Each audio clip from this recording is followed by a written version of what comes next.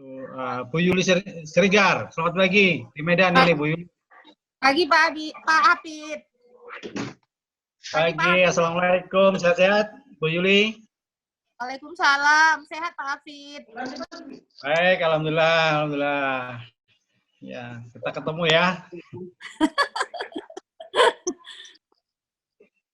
Jadi komplit ini ada Medan, ada saya sapa lagi Pak Jatmiko, selamat pagi di Kendal. Pak Jat. Pak Jat, selamat pagi.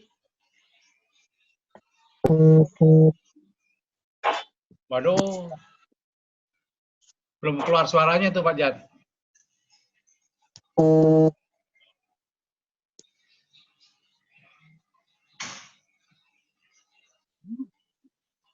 Pagi Pak Hafid dengan Medan. Pagi. Baik. Rekan Neti, selamat pagi. Di Aceh gimana nih? Neti di Aceh apa di Medan? Pagi Pak. Pagi. Bu Eko ini Medan. Oh, Medan ya. Kau hampir mirip dengan Bu Iya. Neti. Iya Bu Eko Medan yang ke Binjai sama kita. Oh iya, sama-sama ke Binjai sama. Lupa Pak Hafid, iya. Acara di Oh, Binjai enggak lupa. Iya. Kemarin tapi nggak sempat ke Takengon ya? Iya, ke Takengon nggak sempat Pak, karena lagi ada acara juga di Medan. Sehat Pak? Oke, nggak apa-apa. Uh-uh. Alhamdulillah sehat. Yang penting sehat dulu lah. Iya, betul. Amin. Saya panggil. Ya. Saya panggil Habibi Rahmatullah. Selamat pagi. Pagi, Pak. Anda yang pertama kali yang masuk tadi kelihatannya ya.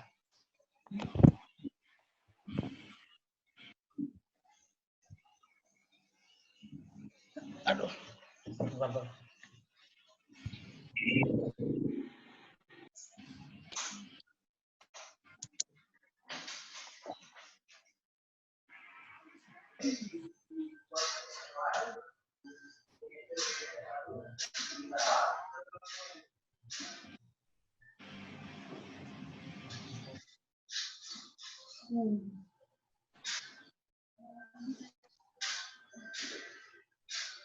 Belum mulai.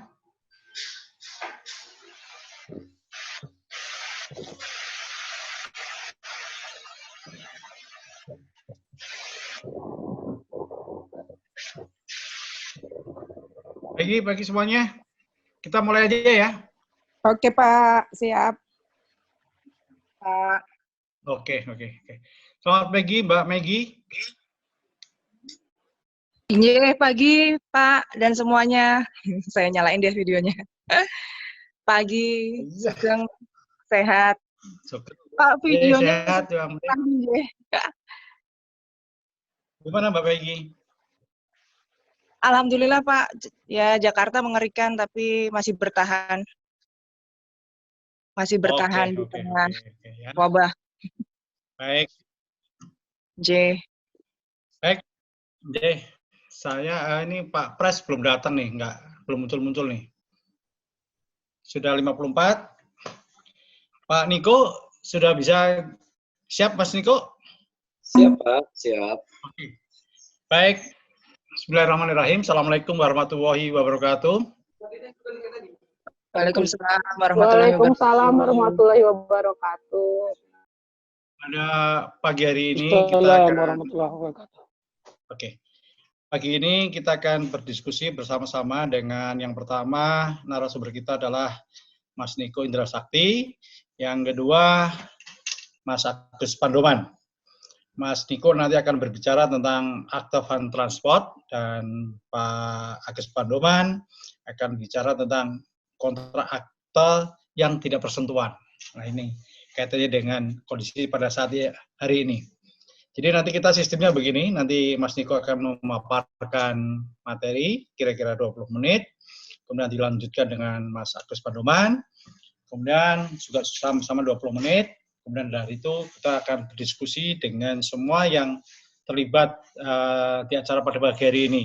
Dan sampai dengan detik ini sudah partisipannya adalah 55 peserta. Jadi nanti siapa yang akan turut, akan berdiskusi, nanti silahkan menanyakan langsung kepada narasumber, apakah ke Pak Niko, kepada Pak Agus Pandoman. Ada hal yang menarik memang pada pagi hari ini untuk kita diskusikan kaitannya dengan Akta Fund Transport. Mungkin rekan-rekan akan bertanya, kira-kira apa sih yang akan dibahas tentang Akta Fund Transport ini? Nanti Mas Niko akan menjelaskan secara detail kaitannya dengan tugas kita dalam kita menjalankan jabatan sebagai notaris. Kemudian nanti Pak Agus Pandoman juga akan bicara tentang akte yang tidak bersentuhan. Apalagi dengan situasi semacam pada saat ini yang wabah corona, apakah kita perlu bersentuhan dalam arti perlu berjabat tangan, bagaimana dengan penandatangannya, dan lain sebagainya. Untuk tidak memakan waktu, kami silakan Mas Niko untuk memaparkan, dan semua materi sebentar lagi akan saya share ke semua INC ke-26 INC. Baik itu materinya Pak Niko maupun Pak Agus, sebentar lagi akan saya share. Silakan Mas Niko. Terima kasih Pak Hafid. Assalamualaikum warahmatullahi wabarakatuh. Waalaikumsalam warahmatullahi wabarakatuh.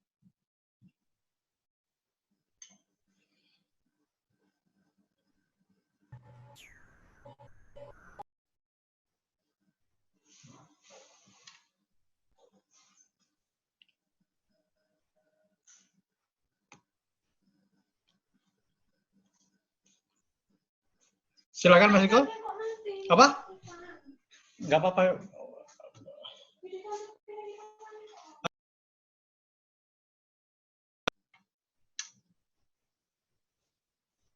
Halo, maaf, kepencet, unmute-nya kepencet.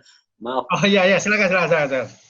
Terima kasih Bapak-Bapak, saya ulangi. Assalamualaikum warahmatullahi wabarakatuh.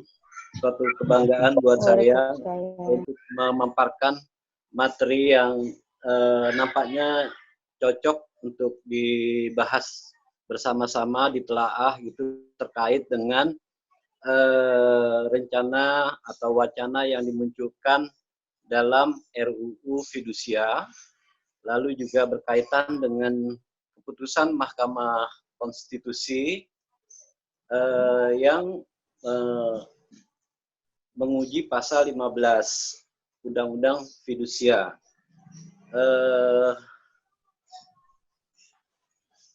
Dalam konteks Akta Fund Transport ini nampaknya berkaitan erat, mengingat bahwasanya tugas notaris 70% memang kebanyakan membuat suatu perjanjian. 30%-nya menyangkut tentang Akta Fund Transport. Apa saja itu Akta Fund Transport? Adalah akta jual beli saham, akta pembebanan hak atas suatu benda, dan terakhir adalah akta pelepasan hak atas tanah. Itu menyangkut pertanahan.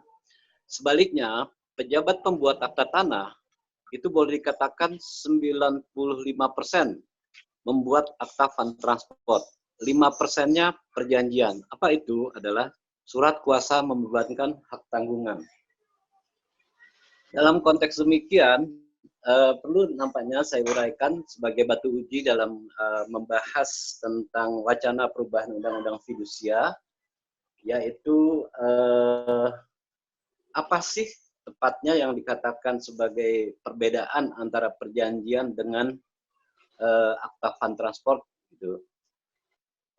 Perjanjian merupakan perbuatan yang menimbulkan hubungan hukum atas hak perorangan, sehingga belum atau tidak menimbulkan pembebanan atau pengalihan hak atas kebendaan. Namun sebelumnya perlu juga saya uraikan sedikit, maaf ini tadi kelewat gitu ya, bahwa pendapat daripada Profesor Subekti dalam penyusunan KUHP, beliau memberi judul tentang buku 3 tentang perikatan. Hal ini juga perlu dipahami untuk bahwasanya sebelumnya sesungguhnya Profesor Subekti sudah membedakan antara perikatan dengan perjanjian. perikatan dan perjanjian ini tampak jelas di mana di dalam perjanjian beliau menerjemahkan perjanjian sebagai persetujuan, suatu persetujuan adalah suatu perbuatan mana satu orang atau lebih mengikatkan dirinya terhadap satu orang atau lebih. Ya, beliau menyebutkan suatu perikatan adalah suatu perbuatan hukum antara dua orang atau dua pihak berdasarkan mana pihak yang berhak menuntut sesuatu dan dari pihak yang lain dan pihak yang lain berkewajiban untuk memenuhi tuntutan itu. Di sini saya menangkap artinya bahwa sebenarnya perlu dilakukan suatu reformasi, reform, membentuk kembali, bahwasanya perikatan itu lebih luas daripada perjanjian. Karena perikatan menyangkut masalah perjanjian dan akta transport. Nah, ini mengapa akta van transport ini saya angkat? Karena akhir-akhir ini memang unsur common law itu sudah masuk sangat kental dalam peraturan perundang-undangan di Indonesia. Salah satu contoh dalam undang-undang ITE disebutkan transaksi elektronik. Transaction artinya adalah paham daripada common law. Sementara di continental law, transaction itu paham yang dianut oleh civil law. Sementara common law sendiri menganut istilah akta van transport.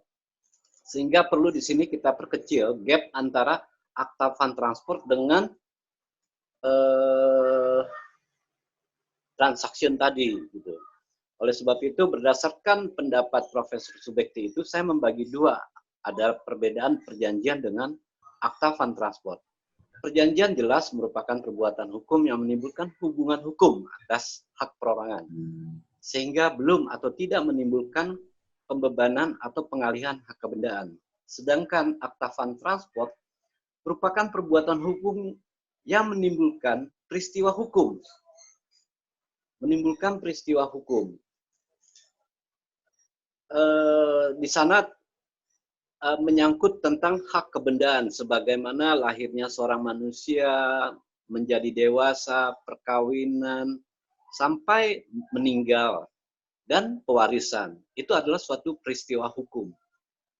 Di dalam hukum perkawinan sendiri jelas disebutkan, perkawinan adalah ikatan lahir dan batin antara seorang wanita dan seorang laki-laki berdasarkan ketuhanan yang Maha Esa. Di sana di dalam undang-undang perkawinan tidak disebutkan sebagai perjanjian, tapi ikatan. Oleh sebab itu perlu di sini digarisbawahi perbedaan yang jelas antara perjanjian dengan akta van transport.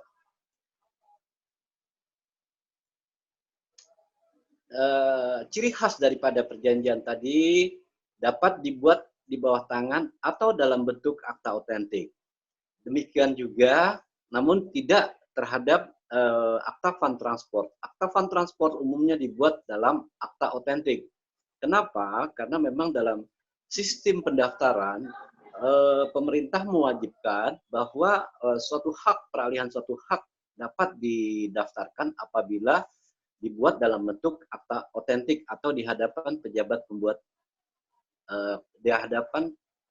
pembuat akta tanah atau pejabat umum. Itu khusus untuk tanah. Namun juga untuk hak perorangan, pemerintah juga mewajibkan itu dibuat dalam bentuk akta otentik. Sebagaimana kita membuat akta pendirian perusahaan, akta pendirian yayasan, yang dianggap sebagai anggaran dasar suatu perusahaan. Itu merupakan perjanjian antara para pihak. Lalu perbedaan selanjutnya, hak dan kewajiban para pihak sebagai prestasi yang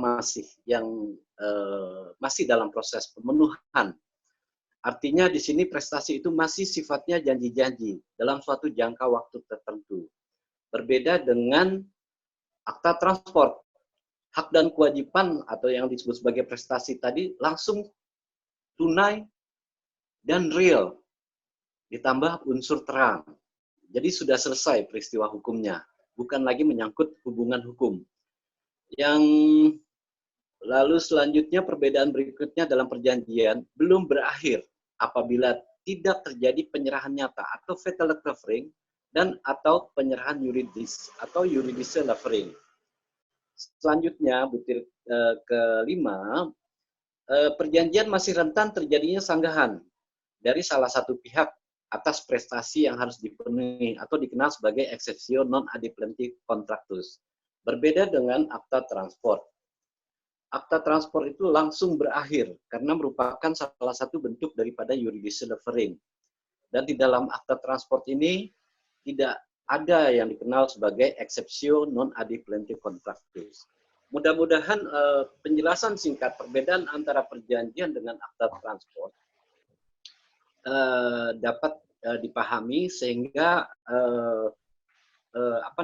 pembicaraan dapat berlanjut kepada pembahasan dua aspek yang menjadi latar belakang diskusi kita ini. Untuk sementara saya ingin menyerahkan dulu ke Floor, apakah ada item-item yang masih belum dipahami mengenai perjanjian dengan Akta Fund Transport. Mengingat perjanjian dengan Akta Fund Transport ini merupakan batu uji untuk pembahasan dari wacana perubahan Undang-Undang Fidusia maupun keputusan atau pertimbangan hukum dalam keputusan Mahkamah Konstitusi. Demikian dulu Pak Hafib. Oke, terima kasih Mas Niko. Demikian pemaparan dari Mas Niko kaitannya dengan akta transport, kaitannya dengan apakah perjanjian dan lain sebagainya tadi yang dijelaskan. Tadi kan contoh yang jual beli saham dan lain sebagainya. Dan kita lanjutkan pemaparan kedua dari Pak Agus. Nanti semuanya tanya jawabnya langsung aja nanti. Jadi kita sepakati dulu bahwa dua pemateri baru nanti dilanjutkan tanya jawab. Gitu ya Mas Niko ya. Mas Niko. Ya Pak, betul. Maaf betul, saya unmute soalnya. Silakan Pak. Oke. Kalau gitu saya lanjutkan Mas Agus, Mas Agus Pandoman, notaris di Banyumas, silakan. Untuk bahas tentang akte yang tidak bersentuhan ini. Silakan Mas Agus.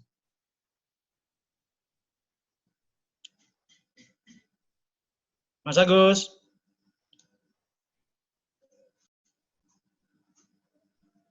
Mas Agus, masih dengar saya?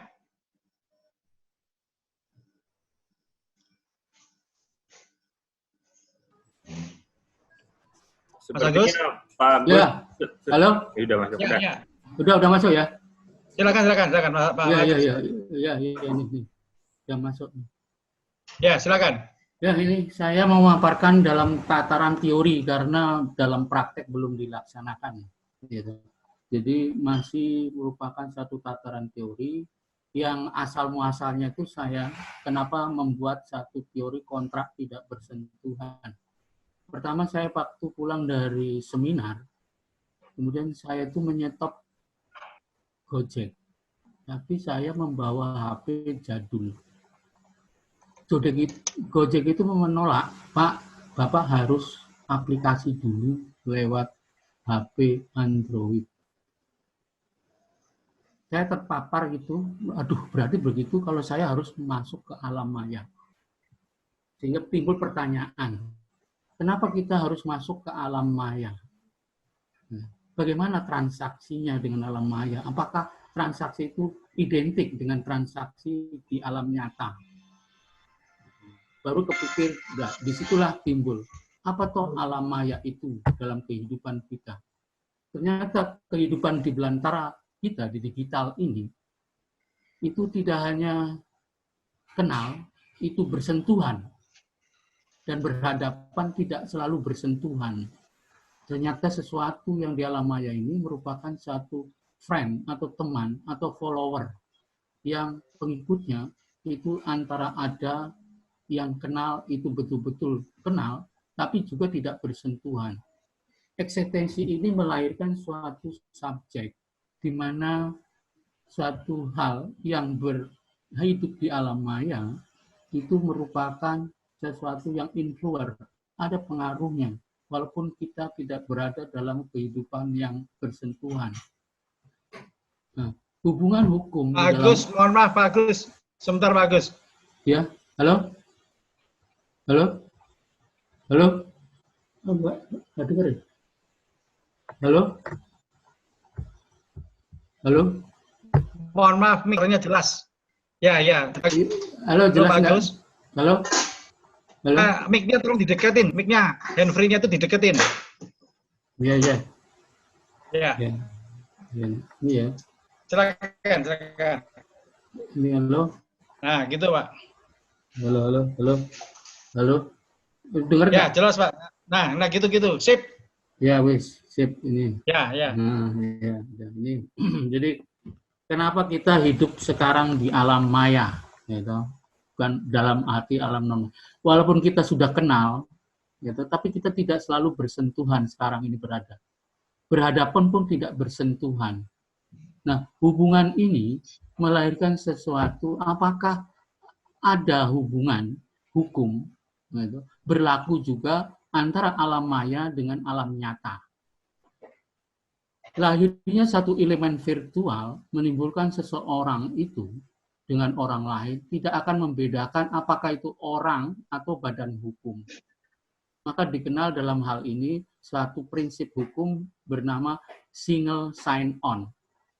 Pengguna Android ataupun iPhone itu dianggap semuanya adalah orang, yaitu orang dewasa. Itu tidak mengenal lagi. Nah, untuk masuk ke suatu hubungan hukum ini, maka kita harus mengenal dulu bagaimana kok kita berada sekarang ini dalam peradaban industri. Dalam peradaban industri, revolusi industri, itu sebenarnya dibagi 3 revolusi industri itu. Pertama, kita lahir dalam revolusi industri, ditemukannya mesin uap, maka dikenallah industri terobong asap. Dan industri terobong asap inilah yang melahirkan satu bentuk barang dan jasa berada dalam satu tempat negara atau di dalam suatu produksi itu berada. Maka diperlukanlah sesuatu transaksi di mana transaksi itu secara langsung atau bersentuhan. Maka kemudian pada era kolonial Belanda pertama kali ditemukan sesuatu yang bentuk transaksi, maka perlu dipikirkan apakah transaksi itu harus bersifat otentik atau hanya transaksi itu bersifat satu hubungan hukum yang biasa antara produsen dan konsumennya atau antara penjual dan pembelinya atau yang lainnya. Maka pada saat itu pada tahun 27 Agustus 1620 pertama kali dilantiklah seorang notaris di Jakarta yang bernama Melchior Kersten. Inilah bapak notaris kita di Indonesia.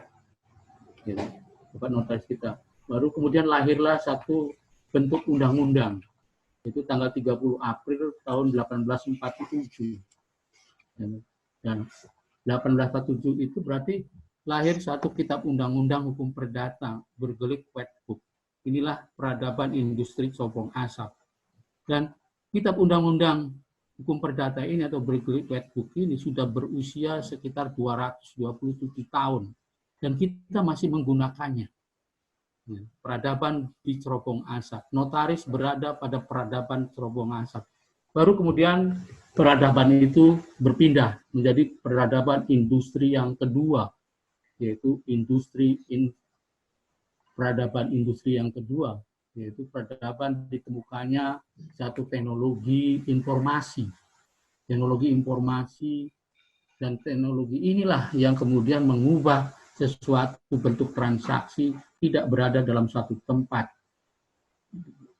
Tadi Pak Mas Niko mengatakan akte transport. Maka akte ini kemudian bukan berada pada sesuatu di mana akte itu dibuat, tapi berada di dalam alam maya. Industri ini, kemudian industri informatika, inilah yang menghasilkan satu bentuk industri revolusi yang bernama internet. Internet itu asal muasalnya adalah sesuatu yang dibentuk hubungan interaksi komunikasi yang dibuat oleh tentara Amerika dan untuk keperluan militer, namun berkembang sedemikian rupa. Masuklah kemudian peradaban internet tadi yang saya ceritakan. Nah, Apa toh perbedaannya antara internet dengan web? Nah, ini kita harus tahu juga internet dan web. Maka kita masuk kepada industri pada peradaban berikutnya, yaitu peradaban revolusi 4G, 4.0. Internet adalah infrastruktur perangkat keras, perangkat lunak yang luas yang membutuhkan intertelekomunikasi antar komputer pada abad informasi yang kita sudah lalui abad ini. Dan kita sekarang sudah masuk ke abad industri 4.0, di mana diketemukannya suatu perangkat yang namanya World Wide Web, yaitu pada tanggal 6 Agustus 1991. Industri ini kemudian disublimasi oleh Bill Gates, yaitu lahirlah Microsoft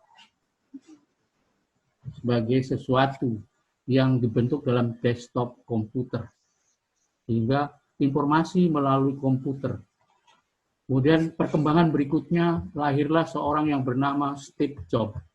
Steve Jobs inilah yang mengubah dunia, di mana industri yang tadinya berada dalam komputer ketika mau pulang atau melihat satu data, kita harus pulang dulu ke rumah.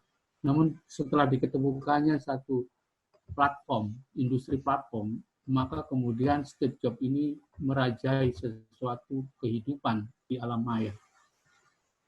Pergeseran peradaban inilah yang mengundang pertanyaan, apakah masyarakat industri masih menggunakan suatu kontrak yang sesuai dengan alam nyata? Ini ada two-lead publication perception antara netizen internet dan penggunanya dalam laman-laman yang kita kenal. Kita berada dalam YouTube, kita berada di dalam Yahoo, kita berada di dalam Twitter, dan kita berada di dalam Instagram. Kita membuka satu akun-akun di situ. Namun perkembangan yang menurut secara berikutnya, setelah diketemukannya aplikasi, maka kemudian mesin ini menjadi dua, yaitu mesin aplikasi dan mesin Microsoft. Mesin Microsoft inilah yang kemudian tertinggal dan kita lari kepada suatu alat yang dinamakan App Store.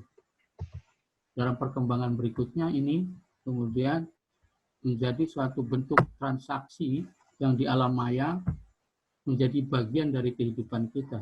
Nah, bagaimana kedudukan notaris mengedepankan sesuatu yang berada dalam alam maya ini? Ada prinsip namanya Balanced Probability Principle. Probability Principle ini adalah bahwa pelayanan elektronik sistem itu tidak lagi dalam bentuk nyata, bisa dalam bentuk aplikasi, foto, video, suara, atau peta. Inilah yang terhimpun dalam big data. Pengukuhan berdasarkan pada prinsip Balanced Probability Principle, prinsip ini merupakan suatu prinsip di mana perjanjian bukan lagi berdasarkan kesepakatan, tapi berdasarkan pada get and order. Kemudian dari get and order ini berubah menjadi delivery and order, order and delivery. Dan ini kemudian menunjukkan suatu unsur momentum yang dalam kasanah ilmiahnya menjadi caveat emptor. Caveat emptor ini merupakan satu hal kecurigaan. Kecurigaan itu dari mana? Itikat baik itu dari mana datangnya? Apakah itikat baik itu dari penjual atau dari pembeli? Dalam alam maya, caveat emptor ini justru dari pembelinya atau dari pihak user yang berlalu lalang di alam maya itu. Bagaimana orang itu tertarik? Apakah itu merupakan satu bentuk pertemuan kehendak? Dalam alam maya itu tidak ada pertemuan kehendak. Yang ada adalah momentum. Momentum dari pengalaman-pengalaman yang dilaluinya di alam maya.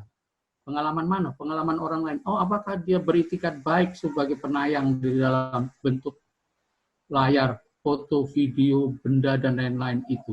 Nah, inilah sehingga benda dalam pengertian objek hukum itu bukan lagi benda bergerak dan benda tidak bergerak, tapi merupakan suatu bentuk data.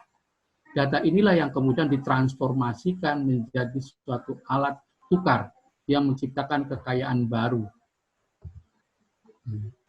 Kontrak berada pada akhirnya bagaimana kehidupan ini? Kehidupan alam maya ternyata kita harus memiliki sesuatu yang berbentuk platform. Platform inilah yang kemudian menganalisis untuk kehidupan berikutnya. Sehingga orang dalam pengertian ini, apakah transportasi itu bentuk perusahaan? Dalam alam maya, apakah transformasi itu bentuk perusahaan? Apakah juga perusahaan orang-orang yang menjual barang-barang seperti misalnya pariwisata, hotel, properti, apakah itu dia memiliki perusahaan? Apakah itu suatu bentuk perusahaan? Apakah ada merger? Apakah ada akuisisi? Ini, nah, dunia sekarang itu berada pada dunia platform. Platform inilah yang mengubah kepada benda menjadi tidak nyata. Seseorang yang memiliki perusahaan transportasi, dia belum tentu memiliki mobil atau motor atau dan lain-lain. Dia berusaha di dalam properti, dia tidak memiliki properti, tapi dia memiliki platform. Jadi Gojek, terus kemudian belanja online, dia belum tentu memiliki barangnya. Dia hanya merupakan sesuatu yang berbentuk platform. Dia belanja di situ karena apa? Karena kita itu ada momentumnya, momentum kita ketika berselayar. Nah, bagaimana kontrak jika itu dibuat? Kita langsung aja saya. Jadi ada bahasa, bukan bahasa benar, ada azas yang dikenal sekarang itu lex mercatoria. Hukum para pelaku bisnis adalah aturan-aturan hukum yang dibuat oleh pelaku bisnis dan untuk para pelaku bisnis. Jadi ketika kita berada di platform tertentu yang seperti kita sekarang ada di platform meeting, yaitu Zoom meeting, platform Zoom meeting. Maka peraturan-peraturan itu yang membuat adalah mereka yang membuat platform. Pelaku bisnis membuat satu peraturan platform. Ketika kontrak dimulai, maka pelaku bisnis yang menentukan kontrak itu. Yang tadi saya katakan, di mana caveat emptornya, kecurigaan itu ada di mana. Nah, inilah yang perlu diatur sesungguhnya. Di mana kedudukan caveat emptor itu? Dasar kontrak alamiah sebenarnya sudah diatur dalam peraturan pertama. Transaksi elektronik itu diatur sesungguhnya ada. Tapi namun dalam undang-undang elektronik ini masih mengacu pada subjek dan objek di mana elektronik itu digunakan. Misalnya digunakan melalui satu bentuk tanda tangan. Kemudian yaitu dikenal dengan Undang-Undang Nomor 19 Tahun 2016 tentang kemudian ini perubahan dari Undang-Undang Nomor 11 Tahun 2008 tentang informasi dan transaksi elektronik. Dan kemudian peraturan pelaksananya yaitu digunakan dengan PP Nomor 82 Transaksi Penyelenggara Sistem dan Transaksi Elektronik. Dasar hukum ini dasar hukum yang ada di Indonesia. Kemudian ada dasar hukum internasionalnya yang dibuat oleh United Convention on the Use of Electronic Communication in International Contract atau tahun 2005. Ini dikenal dengan UNCITRAL. Dia berbicara tentang model of law atau N-Commerce 1996 menjelaskan bahwa esensi dari transaksi elektronik dari transaksi yang itu. Jadi tadi saya katakan bagaimana kontrak bersentuhan dalam alam maya yang kemudian menghasilkan satu kontrak yang bernama transaksi elektronik. Dasar-dasar dari hukum internasional transaksi elektronik ini, pertama adalah penawaran dan penerimaan, offer and acceptance, dapat dinyatakan dalam bentuk data message. Dan jika digunakan sebagai format kontrak, maka kontrak tersebut tidak dapat ditolak keabsahan dan kekuatan hukumnya. Data mana digunakan dalam hal-hal oleh pihak-pihak yang menggunakannya. Yang kedua, itu ada konsep offer and acceptance, di mana gitu, dikatakan sebagai originator, yaitu sebagai pihak yang melakukan suatu pengiriman data, dan pihak yang menerima data dikatakan sebagai address.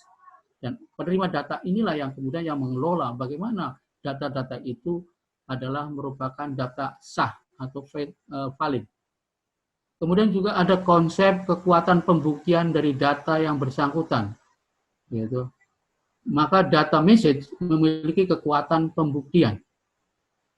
Nah, ada konsep yang kedua, segala informasi elektronik dalam bentuk data elektronik dapat dikatakan memiliki akibat hukum keabsahan atau kekuatan hukum.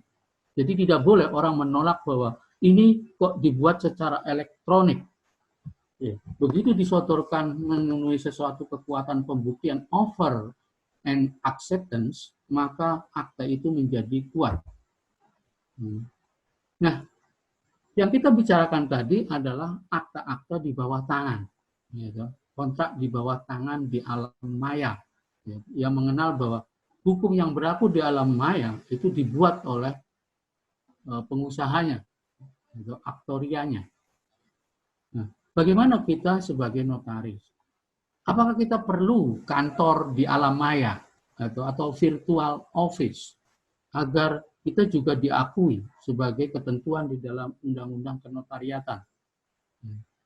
Nah, sayangnya, di dalam pasal 18, kalau nggak salah pasal berapa saya lupa, di dalam undang-undang jabatan notaris itu, kita harus memiliki kantor di tempat, di ruang, atau ruang dan waktu yang ada. Artinya ada di ruang di mana di alam nyata. Dan bagaimana kalau kita membuat satu kantor yang berada di alam maya? Bagaimana format itu alam maya? Nah, dalam alam maya dikenal namanya domain. Domain itu adalah sebuah nama atau identitas yang menggantikan identitas pribadi dari suatu website, sehingga menggunakan karakter untuk bisa mengakses website. Domain ini ibarat alamat kantor, di mana kita juga membutuhkan alamat yang pasti untuk ke rumah tersebut. Domain ini tergantung bagaimana nama. Halo? Masih dengar ya? Halo, Pak Abid? Halo? Lanjut, Pak, lanjut. Iya, Pak, dengar, lanjut, Pak. Ya udah, nah ini kayak gitu ya tadi saya. Nah, alamat kantor ini sesuai dengan apa namanya aktor sequitur forum re dalam hukum alam nyata. Alam nyata. Nah, di mana domain itu diatur? Dalam kehidupan alam maya, gitu, ada jenis-jenis domain. Gitu. Ada yang namanya generic top level domain. Domain ini merupakan domain internasional yang pada umumnya digunakan dalam website dunia yang mempunyai ciri seperti kita sekarang. Misalnya ada com, ada net, ada org, ada biz, ada Asia, dan lain-lain. Nah, apakah kita punya domain domestik atau di suatu negara di Indonesia? Itu ada, yaitu dinamakan domain CCTLD, yang merupakan domain lokal di setiap negara.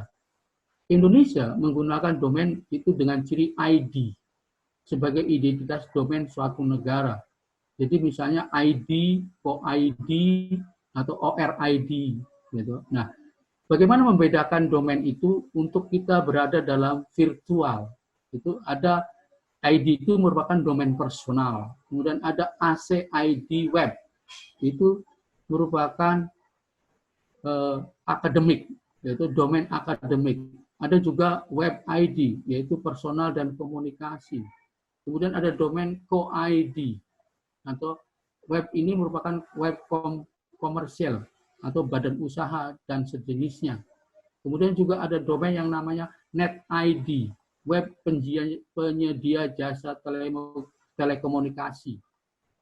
Kemudian juga ada web yang bernama SCHID, yaitu web sekolah. Kemudian juga ada web deadline atau surat keterangan domain SCID. Kemudian juga ada BITS ID, web komersial. Dan kemudian juga ada ORID, web organisasi. Dan kemudian ada Ponpes ID, web pondok pesantren. Nah, bagaimana dengan kita? Apakah not web ID? Itu kita perlu pikirkan. Nah,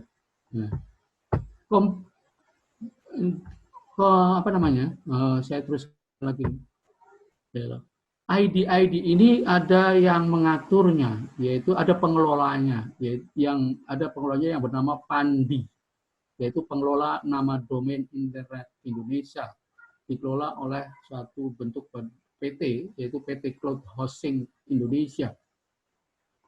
Nah, ini sesuai dengan pasal 10 ayat pasal 10 yaitu Undang-Undang Nomor 11 Tahun 2008 dan pasal 23 Undang-Undang yang barunya. Jadi kalau kita ingin memiliki satu kantor virtual atau kantor alam maya, maka sebenarnya kita mempunyai manfaat domain. Kemudian juga sebagai kantor notaris di alam maya. Kemudian juga website ini adalah menunjukkan sesuatu kegiatan profesi notaris yang kita jual. Apakah yang kita jual? Yang kita jual itu adalah komitmen, gitu. Bukan jasa, tapi komitmen seorang profesi. Yang kita jual itu adalah komitmennya, komitmen bahwa kita bisa menentukannya, dan itu berlaku secara absah. Kemudian website, kalau kita memiliki website ini adalah juga sebagai sarana pelayanan notaris di ruang maya. Kemudian meningkatkan autentikasi dan penyimpanan dokumen, karena kita sudah memiliki kantor di alam maya. Dan bisa juga, sehingga kita juga bisa menggunakan email dengan nama domain yang kita miliki sendiri. Dan setiap orang yang berselayar di kantor kita, tamu-tamu kita, dia bisa membuat akun di website kita. Sehingga kontrak itu, saya bisa, ini ada satu contoh, ini cuma ide aja ibu saya nih, rancangan komparisi virtual. Mudah-mudahan bisa dikomunikasikan. Jadi komparisi virtual begini, kalau ini satu ide aja. Berhadapan dengan saya itu notaris, gitu, pada kantor virtual saya yang telah terdaftar pada Kementerian Komunikasi RI nomor ini dan seterusnya. Kemudian penghadapnya kita sebutkan tuan titik-titik dengan identitas ditambah dengan kalimat pemilik akun pada kantor virtual saya. Jadi kalau ini bisa terrealisasi, maka peradaban tadi industri itu tidak akan mendisrupsi kita. Itulah yang kekhawatiran saya. Jika itu sudah mendisrupsi kita, kita masih menggunakan peraturan pada era industri terobong asap, maka kita tentu akan lenyap. Maka jalan keluar dari itu, karena hidup sekarang itu sudah pada platform, maka kita harus membuat platform. Jadi, kenapa platform? Karena industri platform itu merupakan bagian dari mesin industri yang bernama HP cerdas. Kita sekarang menengok data, tidak perlu pulang ke rumah, tapi di genggaman kita. Itulah budaya nomofobik. Ketika kita sudah berada pada budaya nomofobik, maka kita pun harus berpikiran bagaimana peradaban ini kita bisa gunakan agar kita tidak menggunakannya secara konvensional, di mana yang kita gunakan hukum kita ini sudah berada pada usia 220 tahun. Demikian Pak Habib. Assalamualaikum warahmatullahi wabarakatuh.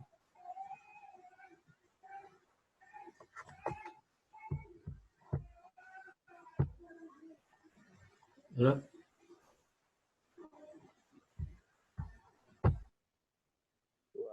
Waalaikumsalam warahmatullahi wabarakatuh.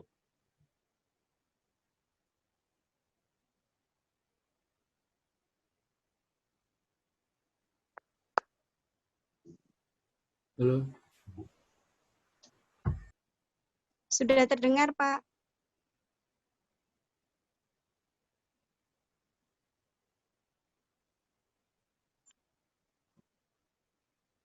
Pak Habib sudah terdengar.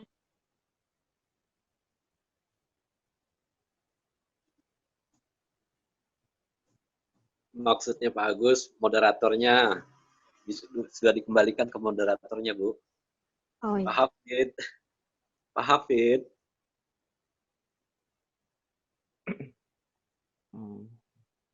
Pak Hafid, mungkin monitor Pak Hafid. Halo Pak Hafid, monitor Pak Hafid. Pak Hafid monitor. Ya, silakan.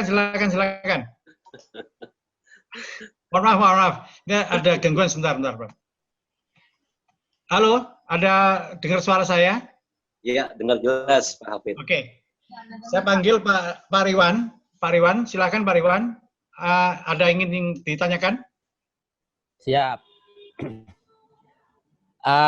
Saya ada pertanyaan ke Pak Agus. Kalau kita membuat satu platform sendiri, berarti kan kita harus mengajukan undang-undangnya perubahan dulu, Pak. Perubahan undang-undang dulu, karena UJN-nya kan kita belum mengakomodir adanya virtual notary, Pak. Gimana, Pak? Apakah kita bisa langsung lakukan? Karena kondisi sekarang, saya kemarin tuh menghadapi langsung. Ada pasien COVID yang sekarang masuk karantina. Nah, dia sangat membutuhkan jasa notaris untuk menandatangani suatu perjanjian. Saya nggak berani, Pak, datang ke rumah sakit. Itu kan tantangan sebetulnya buat kita para notaris. Ya kan? Tapi kalau proses yang seperti tadi Pak Agus sampaikan itu bisa segera dieksekusi, saya sangat senang, Pak. Gitu. Terima kasih, Pak. Silakan Pak Agus.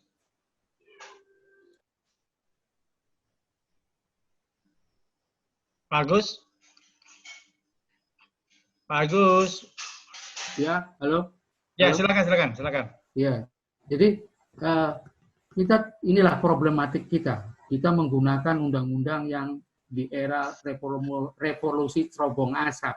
Padahal kita sudah masuk ke revolusi 4.0. Gitu. Maka sebenarnya inilah tantangan dari Ikatan Notaris Indonesia. Bagaimana mengakomodirnya?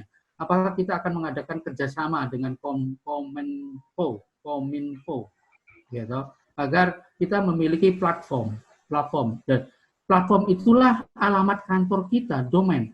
Namun kita memang tadi ada kesulitannya, undang-undang kita belum mengakomodirnya. Ini jalan keluar darurat. Apakah nanti Ikatan Notaris Indonesia bisa bekerja sama sehingga kita bisa di situ. Nah, ini tergantung bagaimana Ikatan Notarisnya merespon. Kita sebagai anggota itu sebenarnya saya melontarkan teori ini agar kita bisa berpikir bareng. Toh akhirnya kita akan ke sana. Namun kalau kita masih menggunakan satu kontrak elektronik, ya kita juga trouble, gitu. Itu ada VVID-nya. VVID itu kita harus daftar dulu ke Kominfo. Gitu. VVID daftar dulu ke Kominfo. Dan bagaimana kita cara mendaftarnya ketika ikatan kita juga diam, gitu. Ya, sebenarnya ini perlu satu tindakan bagaimana mengakomodir dari keadaan yang apalagi keadaan kita nggak tahu sampai kapan kita akan berakhir. Gitu. Dokter aja tidak bisa memastikan, apalagi seorang notaris. Padahal kontrak itu sangat diperlukan antara akte di bawah tangan dan akte otentik. Kalau kita mau dengan akte di bawah tangan, yaitu kontrak elektronik. Namun bagaimana EVID-nya? Gitu. Nah, kalau dulu ada alat namanya SIGN, gitu, single sign on. Jadi kita kan sekarang di dunia ini dengan paham single sign on. Siapa yang nanda tangan? Apakah itu orang atau badan hukum? Itu adalah orang. Apakah dia dewasa atau tidak? Itu dia dewasa. Gitu. Single sign on. Prinsip single sign on ini belum dikenal dalam kasana kenotariatan di Indonesia karena kita masih mengacu pada kecakapan, kemudian kesepakatan. Nah ini. Jadi kalau saya makanya tidak setuju pada ahli hukum yang mengatakan bahwa kontrak alam maya itu identik dengan kontrak alam nyata. Dan kita tidak bisa kita gunakan hukum itu. Dan itu harus ada sesuatu peraturan. Nah, tadi Bapak katakan bagaimana ini? Nah, ini jadi problem. Saya juga bertanya, bagaimana ini? Gitu. Itu aja. Gitu. Makasih. Baik. Ya, terima kasih Pak Agus, Pak Riwan ya. Sementara kita tahan dulu. Mungkin Pak Arman Nasution, silakan. Ada yang ingin sampaikan, Pak Arman?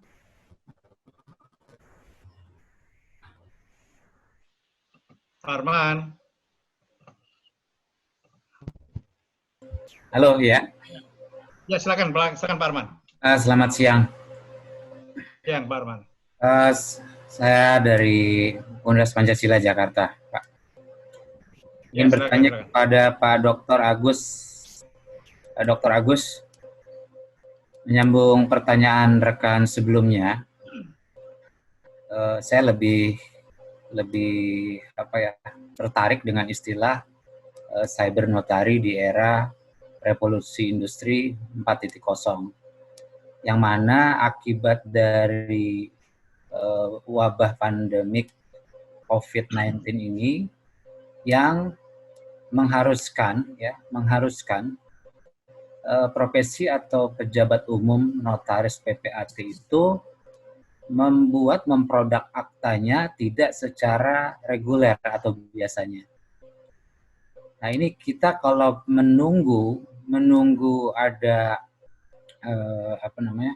MOU atau kesepakatan yang tadi Pak Agus nyatakan dengan Kominfo yang juga di-endorse oleh PP ini, sepertinya kita tidak bisa juga memastikan kapan ini akan berakhir kondisi seperti ini, sehingga bisa saja rekan-rekan notaris PPAT itu terkendala kepada hal-hal yang memang di Undang-Undang Jabatan Notaris itu sudah mutlak diterapkan selama ini.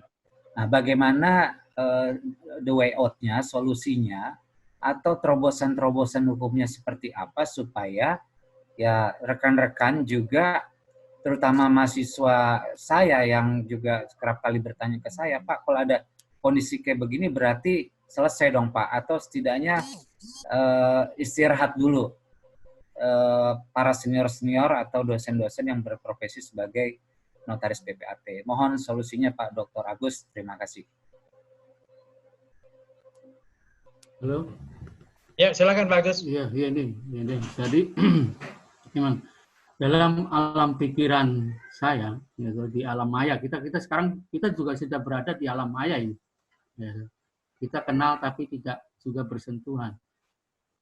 Bagaimana? Nah, ada kontrak elektronik, gitu. Nah, kontrak elektronik ini karena apakah kita yang membuat dan satu perusahaan, sehingga kita tunduk pada paling tidak akte di bawah tangan. Itulah yang mungkin bisa menyelamatkan kita. Gitu. Dalam bentuk akte di bawah tangan yang kemudian VID-nya yang tanda tangan single sign on-nya itu. Nah, ini juga problem. Kita juga harus punya satu otorisasi yang diberikan oleh Kominfo. Nah, itu juga kita harus daftar. Nah, ini kesulitannya. Saya pikir apa? Ya, kita akan berhenti sampai di sini jika, saya sarankan maka ini tugas Ikatan Notaris Indonesia, sehingga kita memfollow dari Ikatan Notaris Indonesianya saja. Jadi kita tidak perlu berbondong-bondong ke sana, gitu loh. Paling itu jalan keluar yang terbaik. Karena semua otorisasi juga ada di Kominfo, gitu. Nah, itu Kominfo itu.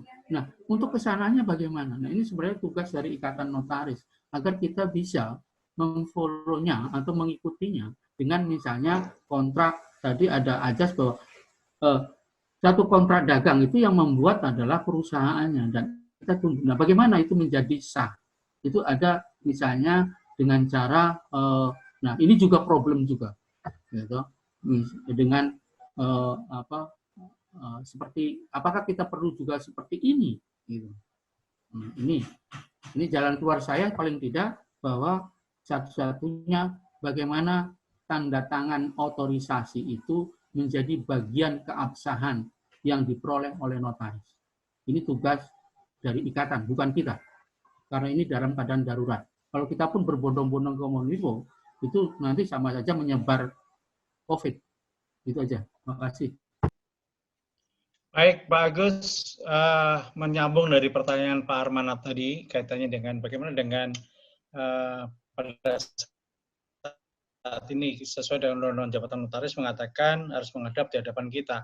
Kemarin Mas Niko juga bicara bagaimana dengan fidusia. Saya ingin komentar dari Mas Niko dulu. Silakan Mas Niko untuk menanggapi pertanyaan dari Pak Arman mungkin. Ada masukan? Silakan Mas Niko. Terima kasih, Mas Niko. Pak. Ya, Terima kasih Pak Hafid. Pertanyaan bagus sekali. Dan di sini kesempatan saya untuk menginformasikan bahwasanya pada pasal 15 ayat 3 Undang-Undang Jabatan Notaris, cyber notaris sebenarnya sudah terakomodasi. Di situ jelas ada kewenangan lain. Pasal 15 ayat 3 yang di dalam penjelasannya menyatakan salah satunya adalah cyber notaris dalam rangka mensertifikasi transaksi. Itu frasa mensertifikasi transaksi sebenarnya adalah yang dimaksudkan mengotentifikasi transaksi. Demikian yang bisa saya sampaikan ke Pak Arman. Baik, mungkin ada tanggapan lain, Pak Habib. Silakan Pak Habib, ada komentar dulu. Pak Habib, silakan.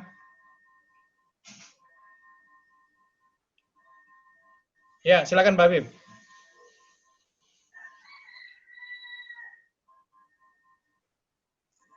Pak Habib, silakan Pak Habib. Waduh, suaranya hilang nih.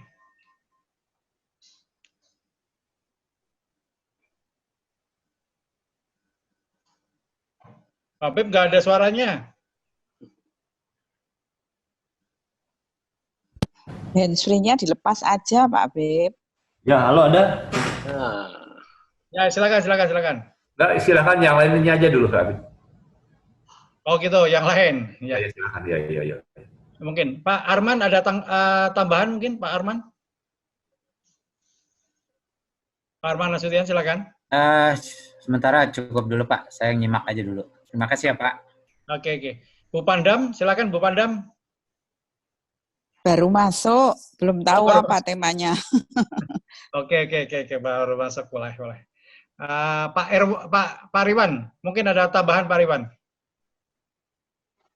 Saya belum ada tambahan lagi Pak Hafid, masih. Tapi tadi saya agak tergelitik dengan yang disampaikan Mas Niko, yang katanya di UJN sudah diakomodir itu mengenai cyber notary itu. Ya, Pak. Mungkin kita lain waktu kita bahas lebih jauh itu dengan Mas Niko. Terima kasih. Oke. Mungkin saya berikan kesempatan Bu Yuli Serigar dari Medan, ada ingin disampaikan? Yang jauh dari Medan, Bu Yuli, silakan. Nyimak aja dulu, Pak. Pas. Pak pas dulu. Pas dulu. Ya. Oke. Ada yang lain, Mbak Dia Harum mungkin? Silakan, Mbak Dia.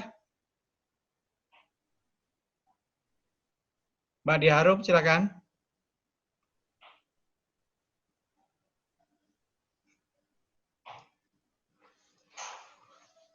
Ada lagi? Ada Nano tuh yang kotanya sedang di lockdown. Siapa? Nano dari Tegal. Oh, Nano. Nano, silakan Nano, yang lockdown. Halo. Ya, silakan. Pas aja Pak Hafid, lanjut dulu aja. Oh, lanjut dulu. Baru masuk. Pak Hafid, maaf. Tegal aman, Tegal. Interupsi Pak Hafid. Tegal aman. Boleh. Silakan Mbak Megi, Mbak Megi. Pak Hafid, maaf nih, nanya yang Tegal itu kan lockdown. Cerita sedikit dong tentang kotanya biar kita tahu. Boleh nggak? Oh, boleh. Nanti aja dulu ini. Pak Hafid, interupsi Pak. Ya, silakan Mbak Pandam. Ya, ini aku baru 3 menit yang lalu join, jadi aku nggak mengikuti. Tapi dari judul yang diinformasikan kan bikin akta tanpa bersentuhan itu tadi ya sama Mas Agus Pandoman. Nah, aku mau nanya nih gini. Jadi misalnya kan klien ada di ruangan kantorku. ya. Kemudian di sana ada saksi akta, sudah ada 2 orang berjauhan gitu kan. Lalu ada ini klien mau mendirikan CV nih ceritanya. Nah, lalu aku dari rumah di sini apakah pakai Zoom, apakah pakai Line, apakah pakai apapun itu media platform apapun itu. Kemudian rumahku ke kantorku itu kan berjarak 1 kilometer gitu. Jadi mereka sama klien 3 orang sama apa namanya 2 saksi akta, saksi instrumenter ada di ruanganku. Kemudian aku meresmikannya dari rumah yang berjarak 1 kilometer itu. Jadi kita bisa seperti ini tuh gimana kira-kira? Apakah bisa masuk kategori seperti yang dimaksudkan Mas Agus Pantoman? Halo, tadi membuat akta tanpa bersentuhan apa berjauhan apa bisa dengan telekonferensi tadi. Jadi verledennya saya dari rumah dengan cara seperti ini ya, berhadapan seperti ini, saya bisa melihat semua, saya bisa berkomunikasi dengan klien, dengan saksinya, kemudian apa namanya pakai ini kan saya bisa membacakan dari Zoom itu, saya bisa share share kontennya atau draft aktanya yang dibacakan, tapi mereka menyimak di sana gitu. Itu seperti bagaimana kira-kira? Mohon pendapat rekan-rekan. Silakan Mas Agus, silakan Mas Agus. Ya, jadi ada Mas Riko mengatakan ada di pasal 15 apa ya tadi kalau nggak salah. Itu ada certification elektronik, sertifikasi.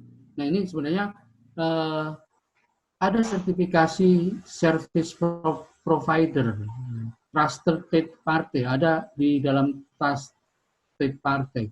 Jadi tadi ya Bu Panda mengatakan bagaimana toh jika itu di dalam kantor saya, yang dimaksud dengan kontrak yang tidak bersentuhan itu yang dalam konsep saya adalah kontrak yang di alam maya. Artinya orang itu tidak datang di kantor saya. Jadi tidak datang di kantor. Kalau itu kan sudah datang di kantor. Berarti kan boleh. Iya, saya meresmikannya dari rumah. Jadi di kantor mereka saya. Mereka menandatangani di situ. Jadi ada saksi kan, ada saksi 2. Ada. Iya, ada saksi 2. Nah itu ada saksi.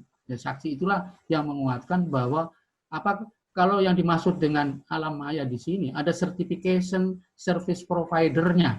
Nah, tadi kita bisa masuk ke alam sana, bagaimana mensertifikasi kayak ini, gitu. Nah, ini kan tunduk kepada Privy ID-nya. Nah, Privy ID ini ada di dalam kewenangan dari Kementerian Komunikasi dan Telekomunikasi. Gitu. Nah, ini kalau tadi kasusnya saya ada di rumah kemudian dia berbicara melalui misalnya video call, tapi dia betul-betul ada di rumah, berarti kan memang penghadap itu ada di rumah, ada di kantor saya, ya. Di ruangan saya, betul. Iya di ruangan, itu kan bukan kontrak di alam maya yang dalam konsep ini adalah kontrak di alam maya. Kita punya virtual office, gitu loh, gitu, ya. Barangkali ada yang menambahkan, silakan. Barangkali Mas Niko mau menambahkan, silakan sebentar, Bu Padam, silakan. Iya, enggak, saya mau minta pendapat tadi. Oke, dari Mas Agus berarti tidak seperti yang dimaksudkan dalam case yang saya contohkan ini tadi. Saya mau minta pendapatnya Pak Habib. Pak Habib, kalau seperti itu tadi case yang saya contohkan, jadi klien ada di ruangan saya meresmikan dari rumah, hanya yang menjadi persoalan kan kemudian saya belum bertanda tangan, lah itu itu gimana Pak Habib? Apakah kemudian ada konstruksi formula yang oke gitu? Terus apakah kemudian nanti suruh ngirim ke rumah minutanya? Boleh saya bantu? Boleh saya bantu Ibu? Ya silakan. Jadi apa yang Ibu lakukan itu sebenarnya merupakan suatu terobosan ya. Itu saya hargai gitu ya Bu ya. Karena memang di dalam pasal 15 ayat 3 peraturan penjelasannya menyatakan inilah cyber notary gitu loh. Dia mensertifikasi transaksi. Walaupun transaksi yang dimaksud di sini di kantor Ibu dilakukan adalah sebenarnya perjanjian begitu kan. Jadi untuk jangka pendek metode ini sebenarnya bisa dipakai. Kenapa? Karena yang namanya cyber notary ini ada jangka pendek dan ada jangka panjang. Saya sebutkan udah el-elan boleh dikatakan dengan Pak Edmond gitu kan, mengenai disrupsi akta otentik. Karena pada intinya yang namanya disrupsi elektronik, dari pengetahuan saya dengan latar belakang pekerjaan saya, itu adalah sebenarnya delivery channel aja sebenarnya. Kalau Pak Agus memang konsepnya bagus, jangka panjang gitu kan. Tapi dengan kondisi saat ini, juga menjamu pertanyaan Pak Arman tadi, kita nih ada pandemi gitu loh. Ada penyebaran virus COVID-19. Bagaimana kita bisa menggunakan elektronik sebagai tools atau alat kita gitu. Jadi bahwa untuk jangka pendek kita perlakukan yang namanya disrupsi elektronik ini adalah seperti delivery channel. Para pihak datang menghadap ke kantor ibu, artinya apa? Di dalam masuk dalam kewenangan yuridiksi. Notaris itu kebetulan punya yuridiksi Pak Agus. Tadi kalau Pak Agus melihat itu domain, kalau saya juga lebih detail ada yuridiksi. Sepanjang itu dalam wilayah kerjanya satu provinsi, itu sah dia lakukan menggunakan delivery channel tadi, bahwa para pihak menghadap dengan ada saksi di kantor Ibu Notaris, sementara Ibu Notaris itu jaraknya 1 kilometer dari kantornya, berada di rumahnya, untuk mencegah jangan sampai terpapar virus. Karena kita tidak tahu yang namanya hidden carrier atau pembawa gitu kan. Ini cara-cara ini sebenarnya suatu terobosan saya anggap. Demikian juga ketika RUPS dilakukan dengan menggunakan teleconference. Itu sudah bisa memasuki atau kriteria dari pasal 15 ayat 3 peraturan penjelasan tadi, cyber notary. Tapi memang dalam jangka panjang, bahwasanya kita berkaca pada hak tanggungan elektronik maupun fidusia elektronik. Di sini saya sangat sayangkan gitu, ke Pak Edmond saya nyatakan jelas-jelas bahwasanya itu ternyata secara automatically dia mendegradasi. Statusnya sebelumnya sertifikat hak tanggungan, Pak Edmond saya katakan.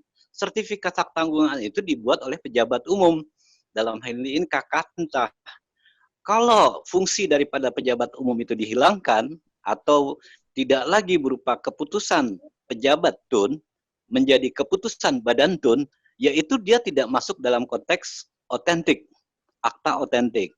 Jadi saya berkesimpulan, diskusi saya dengan Pak Edmond mengenai disrupsi elektronik saat ini sampai pada kesimpulan perbedaan antara akta, definisi akta otentik dengan otentik. Itu aja, sebenarnya garis batasnya jelas, tinggal kita melakukan perundingan setengah kamar untuk membuat yang namanya disrupsi akta elektronik. Jadi apa yang tadi Ibu praktekkan sebenarnya adalah suatu terobosan. Dan itu menurut pendapat saya dapat dibenarkan. Bahkan bisa menjadi contoh gitu loh. Bisa menjadi contoh bagi para notaris lainnya. Oh, ini bisa kita lakukan dalam rangka menghindari terpapar virus COVID-19. Demikian Pak Hafid. Ya, terima kasih Pak Niko. Ya.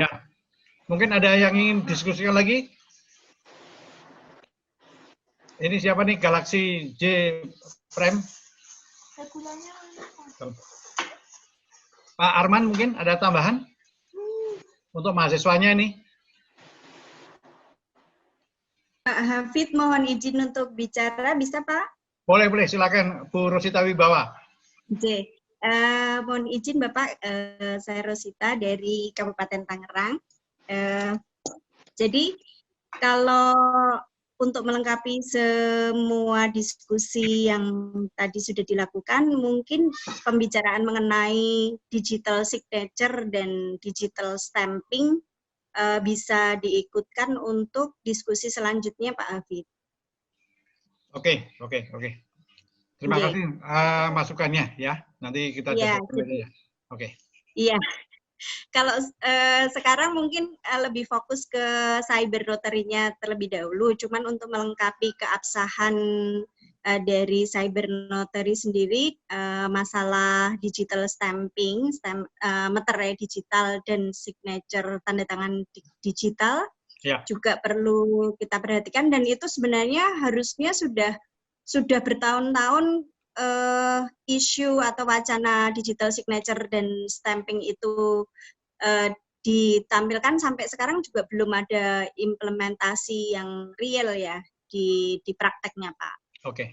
Jadi nanti beberapa hal nanti kita bikin satu resume, kita berikan masukan kepada organisasi profesi di dalam rangka ada revisi daripada Undang-Undang Jabatan Notaris yang akan datang. Oke, setuju ya Bu Rosita? Oke.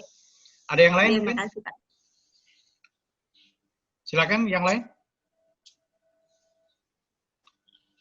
Mas Priyo mungkin? Baik Pak Hafid, mungkin saya mau menanyakan sesuatu Pak Hafid. Ya. Pak Agus, mungkin tadi dikatakan kalau notaris menghadap tidak perlu menghadap ke notaris, hanya telekonferensi boleh. Mungkin contoh aktanya bagaimana Pak Agus? Terima kasih Pak. Oh, boleh. Sebentar, Mas Priyo. Jadi sebelum Mas Priyo ini akan kami tanyakan. Biasanya di dunia notaris itu kan begini, kalau kita adakan seminar dan lain sebagainya, maka akan muncul dari para peserta itu bagaimana sih contoh aktenya. Untuk itu keduanya nih kepada Mas Niko dan Mas Agus Mas Agus, kami akan menanyakan bagaimana implementasi dalam pembuatan akte dengan situasi semacam ini. Silakan Mas Agus dan Mas Niko nanti sekaligus menjawab pertanyaan daripada Mas Priyo. Silakan Mas Agus. Ya, ini ya sebenarnya tadi problem saya itu ya ditanyakan juga bagaimana membuat aktenya. Tapi saya kasih contoh tadi, gitu dalam komparisi yang saya tawarkan tadi, gitu, mana ya komparisinya? Ya, ada komparisi.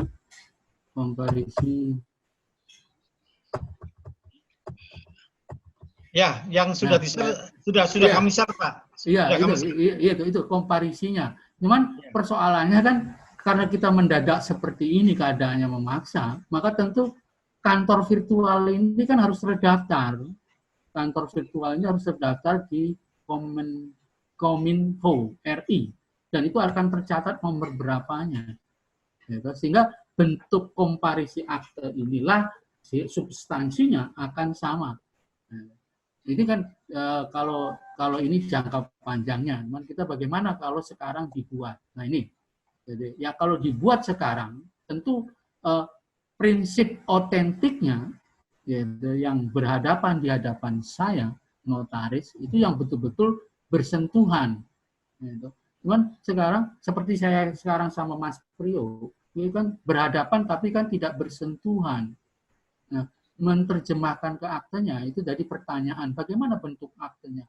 Kalau setuju bahwa komparisi virtual ini ada, dibuat dan kemudian kita bisa daftarkan segera, tentu kita akan mengubah berhadapan dengan saya notaris pada kantor virtual saya yang terdaftar pada Kementerian Kominfo RI nomor sekian. Tuan siapa, identitasnya, dan kemudian kalimat pemilik akun pada kantor virtual saya. Itu. Ya. Barangkali ada yang pendapat lain. Silakan Mas Niko mungkin. Bahwasanya tadi saya make it simple ya, bahwa namanya cyber notary itu patokannya adalah bahwa disrupsi adalah merupakan delivery channel. Pak Agus memang melakukan lompatan yang luar biasa besar, jauh ke depan. Itu saya support Pak. Pada intinya saya setuju gitu ya. Memang harus ada pembicaraan lebih detail lagi karena menyangkut infrastruktur. Infrastruktur di sini menyangkut adalah rumah data. Sampai saat ini aja kita belum kerjasama dengan Arsip Nasional Republik Indonesia. Sehingga ada beberapa senior yang komplain sebenarnya. Ngomong tentang cyber notari, tapi mengenai masalah protokol notaris saja masih belum selesai gitu loh. Jadi memang saat ini ketika kita dihadapi suatu pandemi, saatnya kita melakukan konsolidasi. Ketika pandemi sudah selesai, kita sudah bisa bawa konsep ke organisasi. Karena bahwa pada dasarnya pemerintah sikapnya pasif dalam hal ini. Yang bisa mengangkat atau ide-ide melakukan sertifikasi atau disrupsi akta elektronik adalah notaris dengan konsep-konsepnya, dan itu mudah-mudahan bisa diaksep oleh pemerintah. Jadi upaya yang disampaikan tadi oleh Pak Agus memang harus ada tindak lanjutnya. Nah, selanjutnya bahwa untuk Pak Agus juga bahwa digitalisasi akta otentik sebenarnya sudah ada di dunia ini. Dan itu diterima di negara manapun juga diterima sebagai akta otentik. Saya kasih contoh mengenai paspor elektronik. Demikianlah sebenarnya disrupsi akta otentik yang menurut pendapat saya paling ideal. Akta otentiknya itu tidak hilang. Saat ini yang terjadi mengenai hak tanggungan elektronik maupun fidusia elektronik, akta otentiknya hilang. Sertifikat fidusia yang merupakan rilas akta maupun sertifikat hak tanggungan sebenarnya rilas akta, itu bentuk daripada rilas akta. Itu hilang sehingga terdegradasi menjadi hanya bukti elektronik. Nah, dalam kondisi yang luar biasa atau force major saat ini, kita bisa pakai yang cara sederhana tadi, Ibu Notaris kita itu. Bahwasanya sebagai delivery channel, ini bisa kita gunakan sebagai metode. Kenapa? Akta otentiknya tetap ada. Tapi ke depan memang pola berpikir kita harusnya sama dengan bagaimana pihak perbankan melakukan digitalisasi terhadap uang. Uang itu sebenarnya termasuk pengecualian yang ada pada pasal 5 ayat 4 huruf A. Pengecualian dari bukan merupakan bukti elektronik. Di dalam huruf A-nya disebutkan secara jelas tuh, surat yang menurut undang-undang harus dibuat dalam bentuk formil. Itulah maksudnya. Uang itu juga sebenarnya termasuk yang dikecualikan sebagai bukti elektronik. Tapi bagaimana pihak perbankan akhirnya dapat mendigitalisasi yang namanya uang tadi. Maka muncullah yang namanya e-money, elektronik uang. Nah, inilah yang sebenarnya diharapkan. Juga sebagai informasi Pak Hafid, bahwa pada dasarnya Pak Edmond bersedia mengisi materi dalam diskusi INC ini, namun dengan harapan satu, beliau berharap bahwa ada unsur pemerintah atau Depkumham, minimal ya mungkin anggota DPR ya mungkin satu gitu ya, karena memang tidak ada salahnya nih kita mengundang pihak-pihak yang berwenang gitu loh. Jadi ini hanya usulan saja Pak Hafid. Ya, dari organisasi juga kan ada tim pakar gitu loh. Jadi pembicaraan tidak berhenti sampai pada kesimpulan yang kita buat sendiri, tapi ada tindak lanjut di kemudian hari. Sebagai informasi Pak Hafid, dan mohon maaf pada bapak-bapak dan ibu-ibu, materi yang saya kirim ke Pak Hafid itu mengenai perbedaan perjanjian dengan akta transport itu ada kekeliruan, ternyata saya lihat barusan saya cek gitu. Jadi saya sudah perbaiki bahwa ada perbedaan antara perjanjian dengan akta fund transport. Ini kaitannya dengan mungkin bagi bapak-bapak dan ibu-ibu yang baru hadir tadi, bahwa saya tadi dapat kesempatan di awal dari schedule yang di kedua. Di dalam materi saya itu bahwasanya ke depan dan telah terjadi diwacanakan kemarin rencana perubahan Undang-Undang Fidusia. Atas dasar latar belakang itu, di mana dikatakan bahwa di dalam Undang-Undang Fidusia untuk benda tertentu dengan harga rendah itu akta jaminan fidusianya tidak perlu lagi dibuat di hadapan notaris. Lalu juga ada peristiwa penting di mana Mahkamah Konstitusi dalam pertimbangan hukumnya menyatakan bahwa yang namanya akta jaminan fidusia adalah suatu perjanjian. Jadi apa yang saya bahas itu tadi menyangkut bahwa apakah demikian akta jaminan, apakah tepat akta jaminan fidusia atau akta pembebanan hak dikatakan sebagai suatu perjanjian, sebagaimana yang dikatakan pasal 4 Undang-Undang Fidusia. Jadi kasus ini muncul ketika saya litigasi di pengadilan negeri gitu kan. Ada pihak yang menunjukkan bahwa kasus saya itu sebenarnya sudah ada perdamaian. Orang tua sudah melakukan perdamaian. Saya tanya, bagaimana bentuk perdamaian? Ternyata dia tunjukkan perjanjian perdamaian. Nah, di sini ada faktor manipulasi gitu loh. Bahwasanya menurut surat edaran Mahkamah Agung nomor 2 tahun 2003, terakhir dirubah dengan surat edaran Mahkamah Agung nomor 1 tahun 2016, itu beda antara surat perjanjian perdamaian dengan akta perdamaian. Kalau dasarnya surat perjanjian perdamaian itu dikatakan belum ada perdamaian. Di sini letak manipulasinya, kecuali perjanjian perdamaian itu sudah divalidasi oleh majelis hakim atau ketua pengadilan negeri mengatakan bahwa diputuskan atau ditetapkan adanya perdamaian. Jadi penting sekali buat kita untuk membedakan antara perjanjian dengan akta fund transport tadi. bahwasanya yang namanya akta fund transport adalah mirip dengan transaksi. Kalau kita larikan kepada Undang-Undang ITE, notaris pun di situ juga akan diberikan peran dalam mensertifikasi transaksi. Itu jelas disebutkan di dalam penjelasan pasal 3, pasal 15 ayat 3. Notaris mempunyai kewenangan lain mensertifikasi transaksi. Artinya, mensertifikasi transaksi ini harus kita pahami. Itu sebenarnya mengaktakan sebagai akta otentik transaksi para pihak yang dilakukan melalui elektronik. Jadi peran notaris atau peran cyber notaris sebenarnya sudah ada di dalam UU JN. Tinggal bagaimana saat ini dengan pandemi COVID-19 ini, masing-masing kita nggak apa-apa, boleh-boleh saja melakukan improvisasi. Seperti tadi Ibu contoh tadi, maupun pelaksanaan RUPS melalui telekonferensi. Kenapa? Yang namanya elektronik tidak lain dan tidak bukan adalah tools, alat. Dan di dalam perbankan itu dikenal sebagai delivery channel. Jadi bapak-bapak dan ibu-ibu, sepanjang para pihak mengakui perjanjian atau transaksi yang mereka lakukan, dan ibu hadir, ada di hadapan melalui elektronik, itu sah-sah saja. Yang terpenting menurut UJN, pasal 39 ayat 2, notaris wajib mengenal penghadap. Itu yang tidak boleh dilewati. Bahwa masalah menghadap ini yang dipermasalahkan oleh Pak Agus adalah sebenarnya di dalam pemeriksaan penyidikan itu sebenarnya penyidik ingin mengetahui sebenarnya tanggal berapa transaksi itu dilakukan, bahwa penjual tidak merasa menjual pada tanggal seperti yang dibuatkan di dalam akta, karena ternyata pada saat tanggal di dalam akta itu dia bisa membuktikan bahwa saya di luar negeri. Jadi ada dua titik inti yang harus diperhatikan mengenai penghadap tanpa bersentuhan ini. Sebenarnya bukan suatu isu penting gitu loh menurut pendapat saya. Kenapa? Sepanjang notarisnya itu memenuhi pasal 39 ayat 2 mengenal penghadap, itu bisa dilakukan melalui mekanisme elektronik. Yang penting dijaga di sini adalah tanggal transaksi. Sebagaimana saya contohkan begini, contoh soal.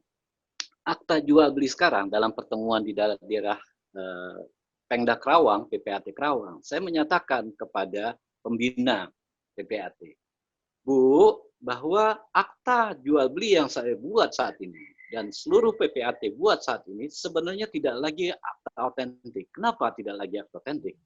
Karena saya tidak bisa memberikan tanggal dan membubuhkan nomor pada saat transaksi dilakukan. Saya harus melakukan validasi dahulu terhadap BPHTB-nya. Dan validasi itu bisa berbulan-bulan. Jadi tidak real lagi, transaksi tidak dilakukan pada saat yang sebenarnya terjadi. Yang saya kecewa di situ bahwa si pembinanya mengatakan sebaiknya PPAT menyelesaikan dengan Badan Pendapatan Daerah atau Dispenda kalau di Jakarta. Kalau menurut saya ini sebenarnya concern daripada pembina. Ketika PPAT menyatakan bahwa akta otentik, akta jual beli ini sebenarnya sudah sirna. Ini harusnya menjadi perhatian bersama. Karena apa? Bahwa urgen sekali yang namanya transaksi atau akta otentik, itu kepastian tanggalnya dan kepastian tanda tangannya harus dijamin oleh PPAT yang bersangkutan. Kalau ini diabaikan atau dianggap ecek-ecek, peran daripada PPAT itu bisa hilang. Kenapa saya katakan gitu? Pak Agus, mohon maaf ya Pak Agus ya. Peran notaris juga bisa hilang. Kenapa? Kalau misalnya hukum pertanahan yang lahir atas dasar hukum adat itu dipindahkan kepada hukum yang sifatnya atau keluar dari pakem hukum adat, peran PPAT pasti akan hilang. Itu yang sebenarnya isu yang sebenarnya harus diteliti oleh organisasi IPAT, khususnya dalam hal ini Dewan Pakar. Karena memang di dalam rancangan undang-undang pertanahan kita terampok fokus. Saat ini kita sedang berjuang mengenai undang-undang PPAT. Mohon maaf Ibu, maaf ada Jackson di unmute. Mohon di unmute. Unmute dulu nih, Bu Oktavira. Mohon maaf. Iya. Ya silakan Mas Niko. Di dalam RUU Pertanahan, kalau kita perhatikan, kita bolak-balik, ini sebenarnya dia mau menghilangkan atau mau keluar dari hukum adat. Dan ini sebenarnya suatu ancaman buat PPAT. Kenapa? Karena kalau memang keluar dari hukum adat, itu tidak ada lagi yang namanya PPAT. PPAT itu cuma adanya di Indonesia. Kenapa? Di dalam hukum adat kita menganut prinsip yang namanya real, tunai, dan terang. Unsur terang inilah PPAT berperan. Sekarang akta jual beli sudah tidak real lagi karena tidak dilakukan penanggalan maupun penomornya pada saat transaksi dilakukan. Isu-isu penting seperti ini yang mudah-mudahan ya kalau tidak organisasi mudah-mudahan INC concern gitu loh. Kita sekarang konsolidasi ketika wabah pandemi ini selesai, kita sudah punya konsep. Karena apa? Walau bagaimanapun juga, kepala pemerintahan kita kan pengen kita maju. Prinsipnya kita maju. Siapa sih yang tidak ingin maju? Nah, disinilah peran notaris sebagai bagian dari masyarakat intelektual dan golongan menengah ke atas. Ini yang menjadi motor untuk kemajuan Indonesia. Kita ke depan, setelah pandemi selesai, itu lompatannya harus 2 kali lipat. Berpikirnya harus 2 kali lipat. Kalau enggak, kita nggak akan maju-maju. Maju dalam hal ini adalah lembaga-lembaga sosialnya itu sudah mapan, itu aja dulu dasarnya. Jadi yang namanya akta otentik adalah akta otentik, bukan akta otentik yang terdegradasi menjadi jaminan bukti elektronik. Nah, ini yang mestinya kita waspadai bahwa ke depan ada secara tidak langsung ada hal-hal yang sangat sensitif, urgen yang harus kita perhatikan. Ada disrupsi elektronik. Siapa yang tidak ingin maju? Dengan disrupsi elektronik ternyata menjadi solusi ketika kita mengalami pandemi COVID-19. Itu yang sebenarnya perlu kita catat tadi, notaris dari Ibu siapa tuh? Bang Hafid. Ya. Jadi itu yang menjadi salah satu contoh bahwa ini ada improvisasi yang ternyata kita bisa loh sebenarnya menjalankan cyber notari tanpa harus merasa khawatir terancamnya terdegradasinya akta otentik. Demikian Pak Hafid. Baik, terima kasih Mas Niko. Ya, saya komentar sebentar untuk mendukung Mas Niko, Pak Habib. Halo, Pak Habib. Waktu 5 menit aja ya. Kita bagi yang lain. Silakan, Agus. Ya, ini jadi tadi Mas Niko katakan memang paham hukum kita itu ada obligatoir dan lavering. Nah, ini hak milik tidak akan berpindah selama barangnya belum diserahkan. Itu konsep hukumnya selama barangnya belum diserahkan. Nah, penyerahan barang itu, apakah menurut ketentuan undang-undang atau tidak? Nah, kalau objeknya barang bergerak, penyerahan itu langsung bisa. Namun kalau objeknya tanah, maka harus tunduk kepada peraturan pertanahan atau Undang-Undang Nomor 5 Tahun 60 dan peraturan PP Nomor 12 Tahun 1997. Itu. Nah, konsep lavering inilah yang tadi akte transport, akte transport. Nah, ini yang tidak bisa membedakan. Ketika lavering berarti tugas pertanahan itu bukan obligatoirnya sesungguhnya, tapi balik namanya. Nah, kalau tanah itu kan balik nama, penyerahannya itu kan dengan balik nama, bukan menyerahkan tanahnya dengan truk atau dengan apa, tapi dengan balik nama. Nah, inilah yang tidak dimengerti bahwa tugas pertanahan itu sebenarnya hanya mencatat atau melavering, membalik nama. Nah, ketika proses balik nama inilah menjadi problem hukum. Dia kembali ke obligator. Itu saja Pak Praso. Jadi akte transport ini sesungguhnya akte lavering yang menimbulkan publisitas, pencatatan. Nah, ini pencatatan. Nah, ketika diartikan publisitas ini menjadi obligator, inilah yang akhirnya menimbulkan trouble hukum notaris itu, sehingga sering banyak diundang ke polisi dan dipertanyakan karena paham hukumnya tidak mendasar bahwa ada obligator dan lavering. Itu aja, Pak Habib. Oke, terima kasih Pak Agus. Saya berikan kesempatan kepada Pak Habib Haji, silakan. Baik, terima kasih. Selamat siang. Kalau di Surabaya sudah azan duhur, mudah-mudahan di tempat lainnya belum. Semuanya dalam keadaan sehat walafiat ya. Rupanya kalau lama-lama di rumah juga nggak enak juga ya. Ya. Baik, rekan-rekan semua, saya sudah menyimak dari tadi, ini hanya pendapat saya saja kan. Jadi yang pertama begini,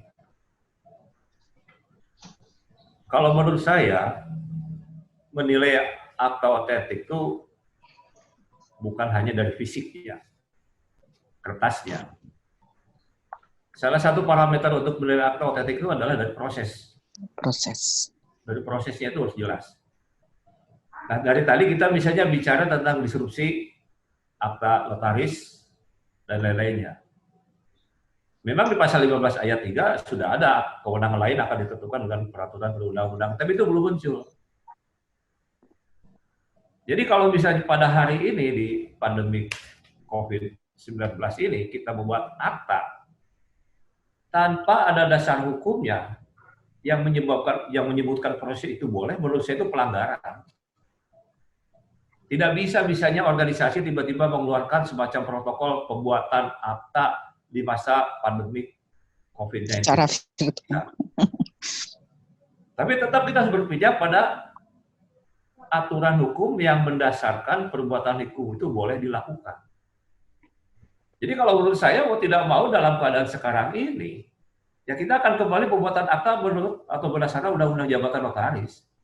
Saya khawatir suatu saat kita membuat akta misalnya dengan protokol pembuatan akta dalam kondisi seperti ini, suatu saat akan jadi masalah di kemudian hari.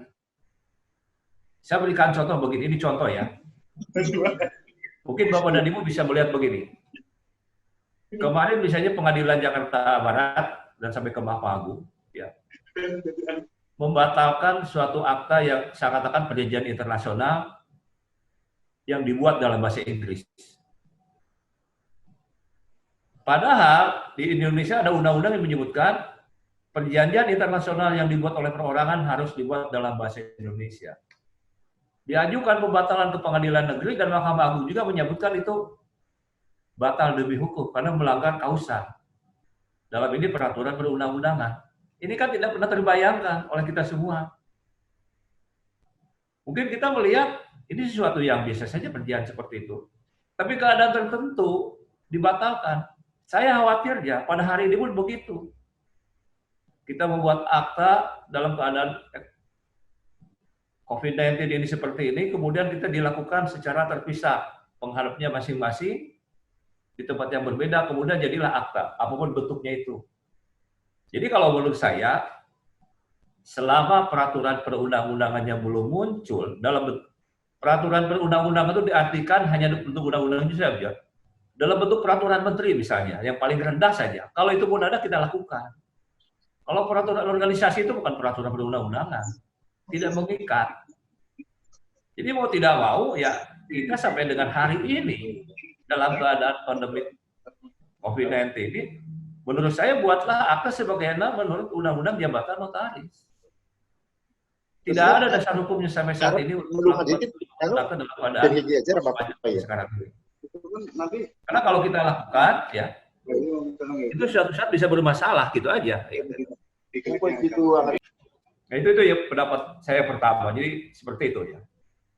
Kemudian yang kedua yang ingin saya sampaikan begini, ini pendapat saya sebenarnya ya, tentang akta Patransport yang di launching oleh rekan kita Pak Niko. Saya ingin menegaskan akta Patransport itu bukan jenis akta, tapi isi akta. Kalau dari jenis akta tetap hanya dua, relas dan partai. Jadi akta Patransport itu hanya isi akta. Sama tidak beda dengan akta pandepot. Kalau kita ada orang buat wasiat holografis atau rahasia, kita hanya membuat penyimpanan. Jadi depot itu kan menyimpan bukti bahwa telah terjadi penyimpanan akta wasiat. Itu namanya akta pandepot. Jadi bukan jenis akta menurut saya, tapi itu adalah substansinya. Substansinya. Jadi jangan ditanya akta jenis ketiga, tidak ada. Menurut saya akta itu hanya partai dan relas. Tapi akta ini adalah hanya substansinya. Jadi awalnya tetap, akhirnya tetap, hanya isinya.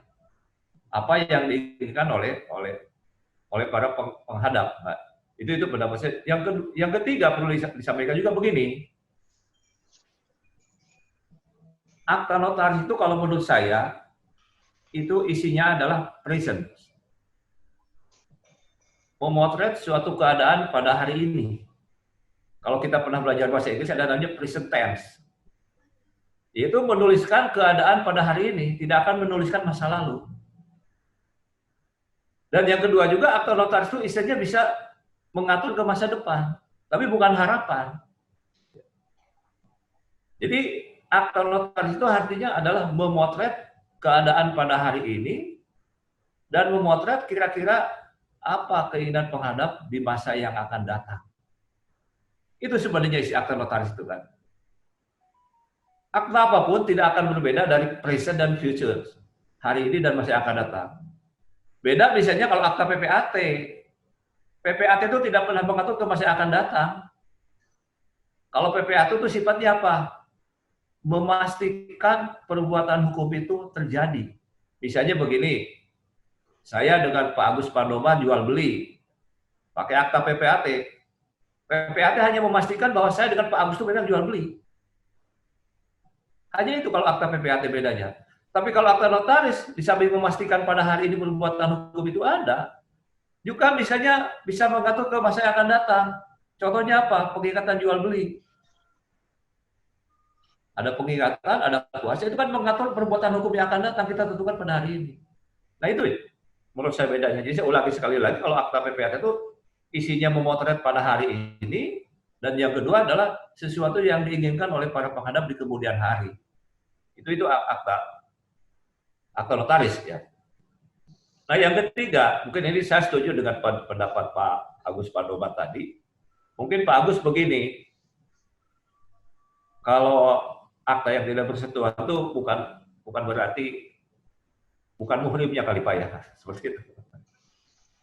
Mungkin akta yang dimaksud oleh Pak Agus itu saya setuju saja. Artinya gini Pak, mungkin notaris ini perlu suatu saat membuat teori baru tentang kapan terjadinya kontrak atau perjanjian itu.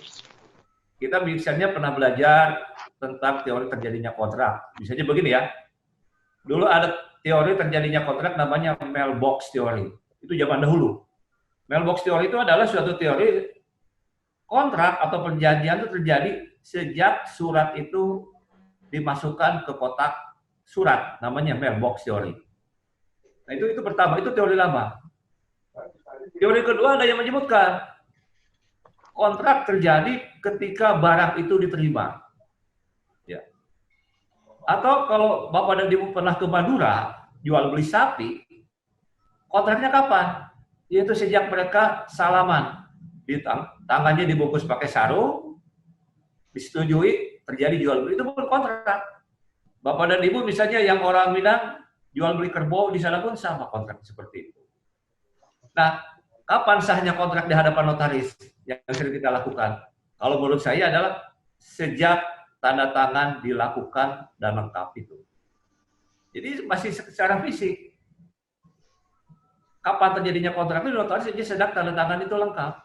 Nah, sehingga kalau dari teorinya Pak Agus tadi, kapan sebenarnya terjadi kontrak di dunia maya ini? Mungkin Bapak dan Ibu pernah melakukan jual beli online, terutama ibu-ibu nih di masa pandemi seperti ini. Saya lihat Bu Panda paling banyak beli itu ya. Kapan? Kita semuanya pakai MOS. You nyek me. Kita semuanya pakai MOS. Nah, ketika MOS itu diklik, itulah kontrak. Dunia maya itu, Pak. Jadi ke Pak Agus, nanti mungkin kita lahirkan teori baru namanya teori klik, Pak. Itu ketika MOS itu diklik, itulah kontrak. Tapi ini akan jadi masalah besar. Kenapa? Yang belanja online itu bukan orang dewasa. Anak-anak 5 tahun, 10 tahun sudah klik karena pakai susah. Nah, itu akan jadi perubahan besar tentang teori terjadinya kontrak. Makanya mau tidak mau, ini kita harus cari lagi. Kapan terjadinya sahnya kontrak di dunia maya ini? Kalau menurut saya, ya sejak MOS itu diklik, itulah terjadi kontrak dan diakseptasi oleh pihak lain. Itu mungkin yang perlu kita kembangkan. Jadi kalau kita mau bicara notaris cyber notari, perlu kita pahami juga kapan terjadinya kontrak atau perjanjian itu mengikat, ya, mengikat kapan. Kalau kita memang mau beralih pada suatu keadaan yang dunia maya atau dunia cyber lebih luas lagi. Get and order kemudian itu, yang Pak. berikutnya, baik. Memang ini saya setuju, Pak. Tadi Pak Agus sudah Lex Mercatoria. Dunia bisnis ini punya aturannya masing-masing. Bapak dan Ibu bisa melihat, misalnya, beberapa waktu yang lalu, Mahkamah Agung membebaskan Karen Agustina, Direktur Pertamina. Mahkamah Agung mengatakan, Karen Agustina tidak melakukan korupsi. Tapi yang dilakukan adalah business rule. Itu adalah kebiasaan bisnis yang disepakati oleh para pihak. Ketika rugi bukan kerugian negara, tapi kerugian bisnis. Sehingga bisa diselesaikan melalui undang-undang atau peraturan tentang usaha. Nah, gitu. Nah, pada sisi yang lain sekarang itu ada dikenal namanya istilah justice many room. Keadilan tidak harus selalu di ruang-ruang pengadilan.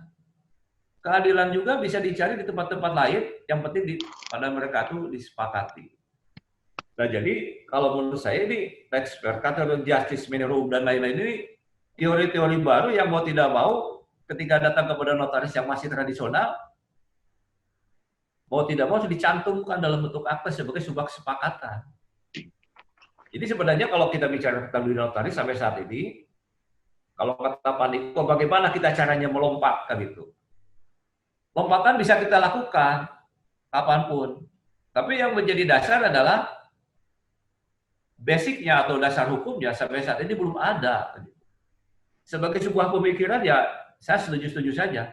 Tapi tetap mau tidak mau dasar hukum untuk melakukan semua itu harus ada.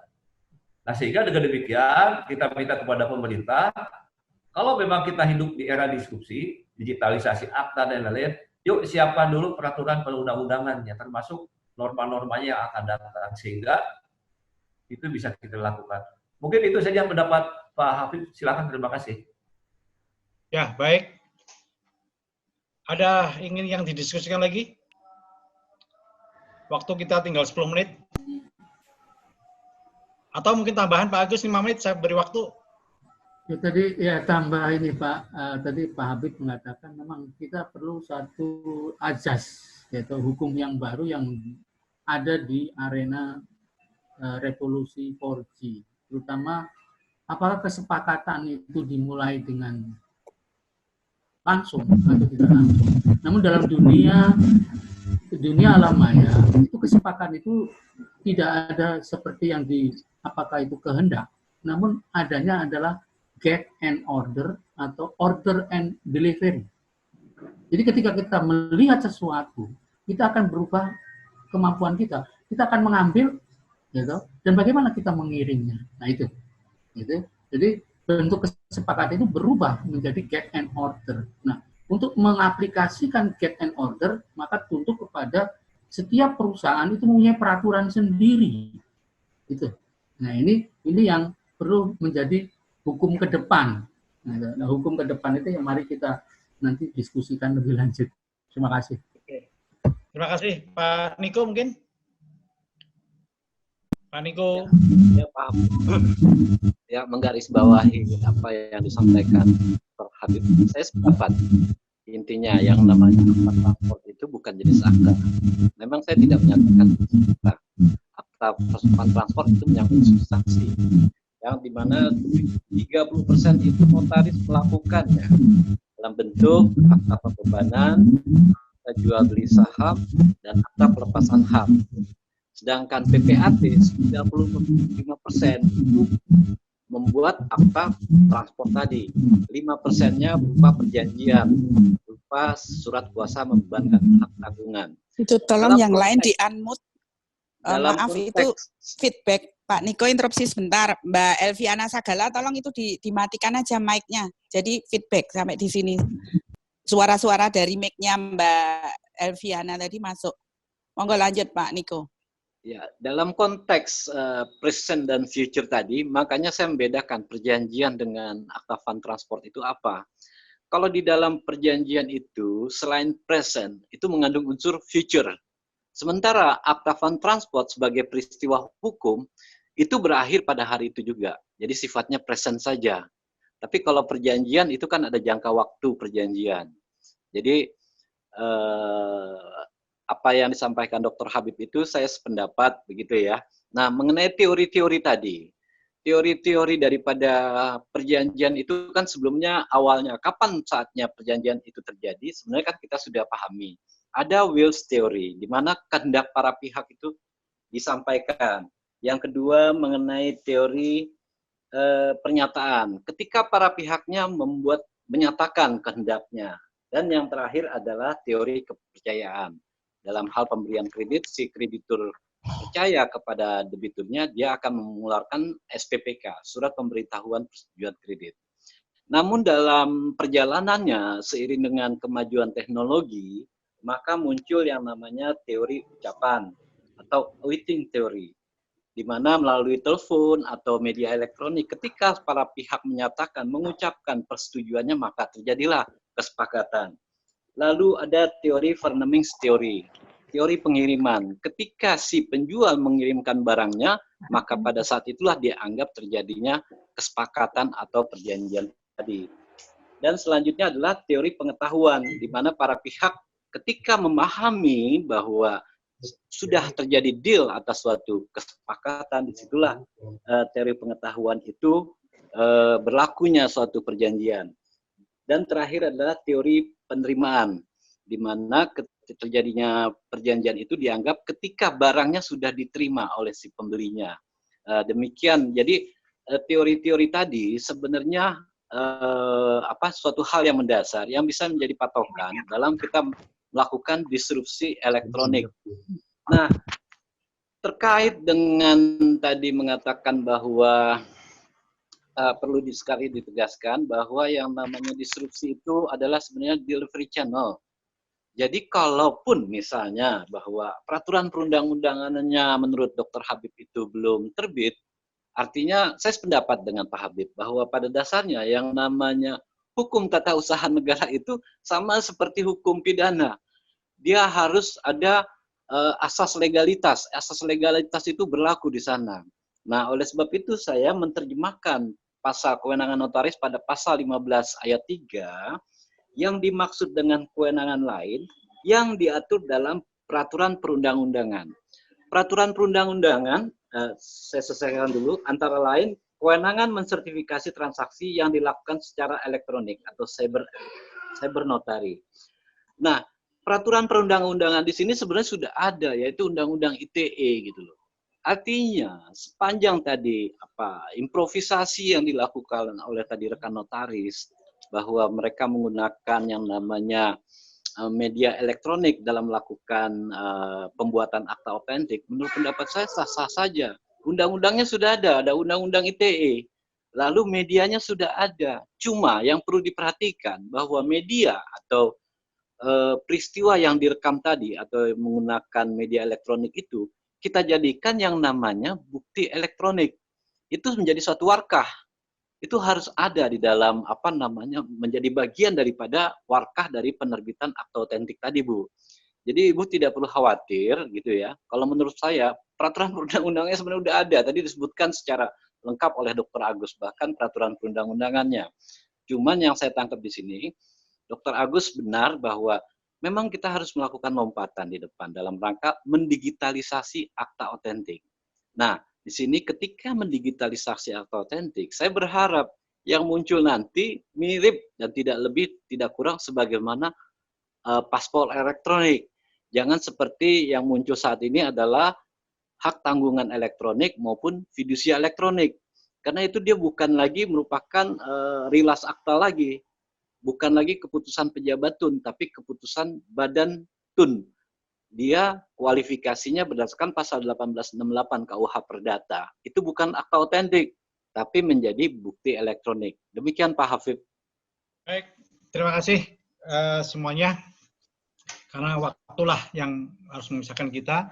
Pada hari ini partisipan yang ikut sudah sampai 100.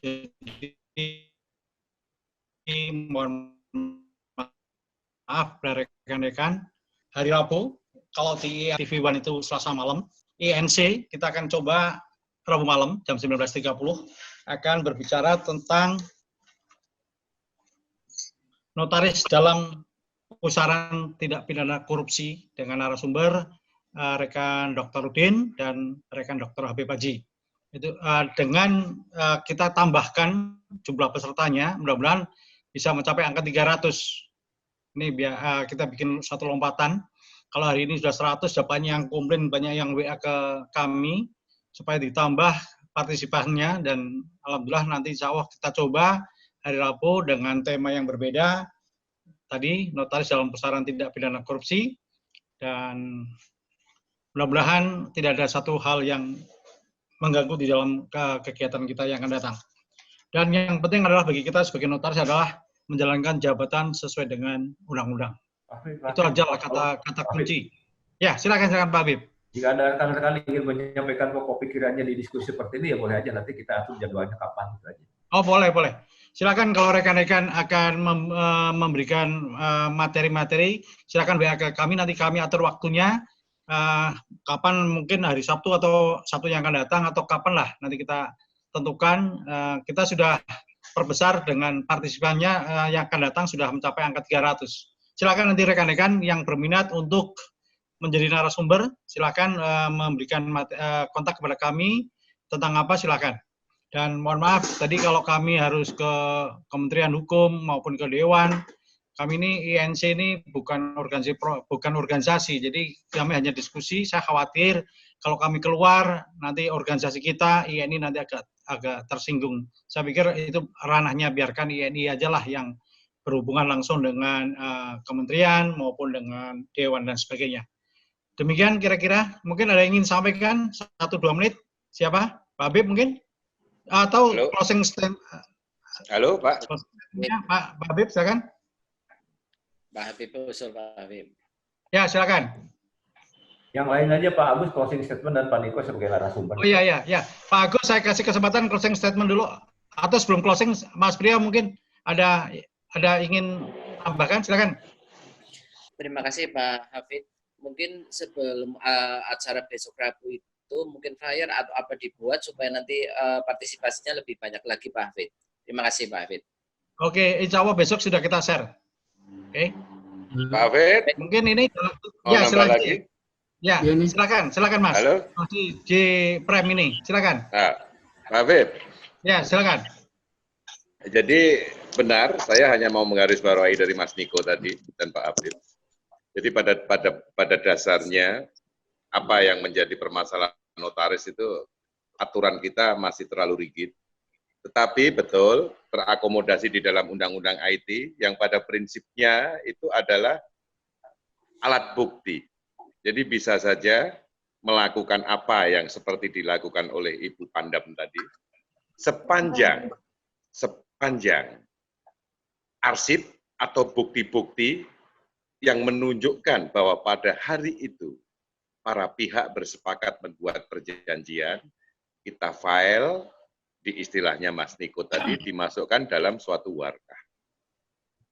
Nah, disitulah kemudian di kelak kemudian hari kalau ada yang menyangkal bahwa mereka salah satunya tidak sesuai dengan kesepakatan awal, notaris mempunyai bukti.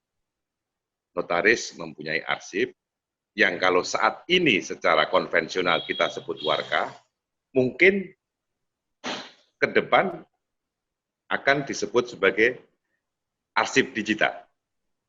Jadi saya lebih setuju bahwa sebetulnya di dalam lompatan-lompatan tadi sudah ada aturan-aturan meskipun itu sporadis, tidak memperjelas pada suatu ketentuan hukum bahwa dimungkinkan untuk membuat akte virtual yang istilah Mas Niko tadi.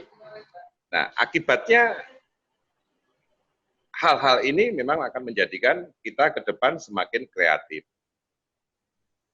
Jadi saya setuju Mas Niko, boleh atau silahkan melakukan itu dengan koridor, dengan aturan yang memang sudah ada, meskipun sangat minim. Kuncinya semua diarsipkan. semua diminutakan. Sehingga di kelak kemudian hari, kalau ada yang menyangkal, kita bisa membuktikan. Terima kasih, itu aja. Matur suwun, Mas Hafid. Ya, silakan. Saya berikan kesempatan Pak Niko 2 menit untuk closing statement. Setelah itu Pak Agus. Silakan Pak Niko. Terima kasih Pak Hafid. Ya, dari saya intinya namanya disrupsi elektronik kita jadikan yang namanya delivery channel. Dia alat aja kok. Apa yang disampaikan Pak Agus bahwa ke depannya bahwa memang harus kita sudah pikirkan mulai dari sekarang bagaimana kita mendigitalisasi akta otentik. Itu saya sangat hargai dan saya sangat dukung gitu ya. Kenapa? Karena terjadinya digitalisasi atau disrupsi elektronik di bidang pertanahan maupun fidusia itu ternyata mendegradasikan rilas akta menjadi bukti elektronik saja. Demikian Pak Hafid. Boleh, terima kasih. Pak Agus, silakan Pak Agus. 2 menit. Silakan Pak Agus.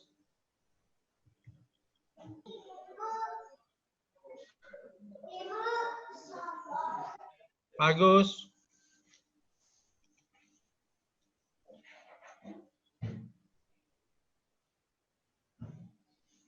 Waduh, ini rupanya sebentar. Ya, silakan Pak Agus. Halo. Ya, silakan ya. Pak Agus. Ini ada dasar hukum dari International Contract Model Law. Itu ada kalimat begini. Gitu. Rujukan tentang keabsahan data message yang menyatakan bahwa sebuah informasi, efek validasi atau keberdayaan hukumnya tidak dapat ditolak semata-mata atas dasar karena ia dalam bentuk data message. Gitu. Jadi kalau tadi meragukan bahwa seseorang bahwa data message disimpan, itu sebenarnya bertentangan dengan peraturan International Model Law of Contract. Itu saja tambahan. Terima kasih. Baik, semuanya terima kasih kepada rekan-rekan sekalian dan silakan nanti bergabung dengan kami pada hari Rabu malam dengan tema tadi seperti saya sampaikan, notaris dalam pusaran tindak pidana korupsi. Insya Allah akan dengan narasumber Pak Dr. Udin dan Pak Dr. Habib jam 19.30 dengan kami mencoba partisipannya mencapai angka 300. Siapa yang duluan mencapai 300 itulah yang bisa mengikuti. Dan sekali lagi kami mohon maaf kepada rekan-rekan yang belum bisa bergabung di hari ini karena hari ini hanya cuma 100. Mudah-mudahan di minggu-minggu yang akan datang bisa menjadi 300 partisipan. Sekali lagi terima kasih dan mohon maaf segala kekurangannya. Assalamualaikum warahmatullahi wabarakatuh.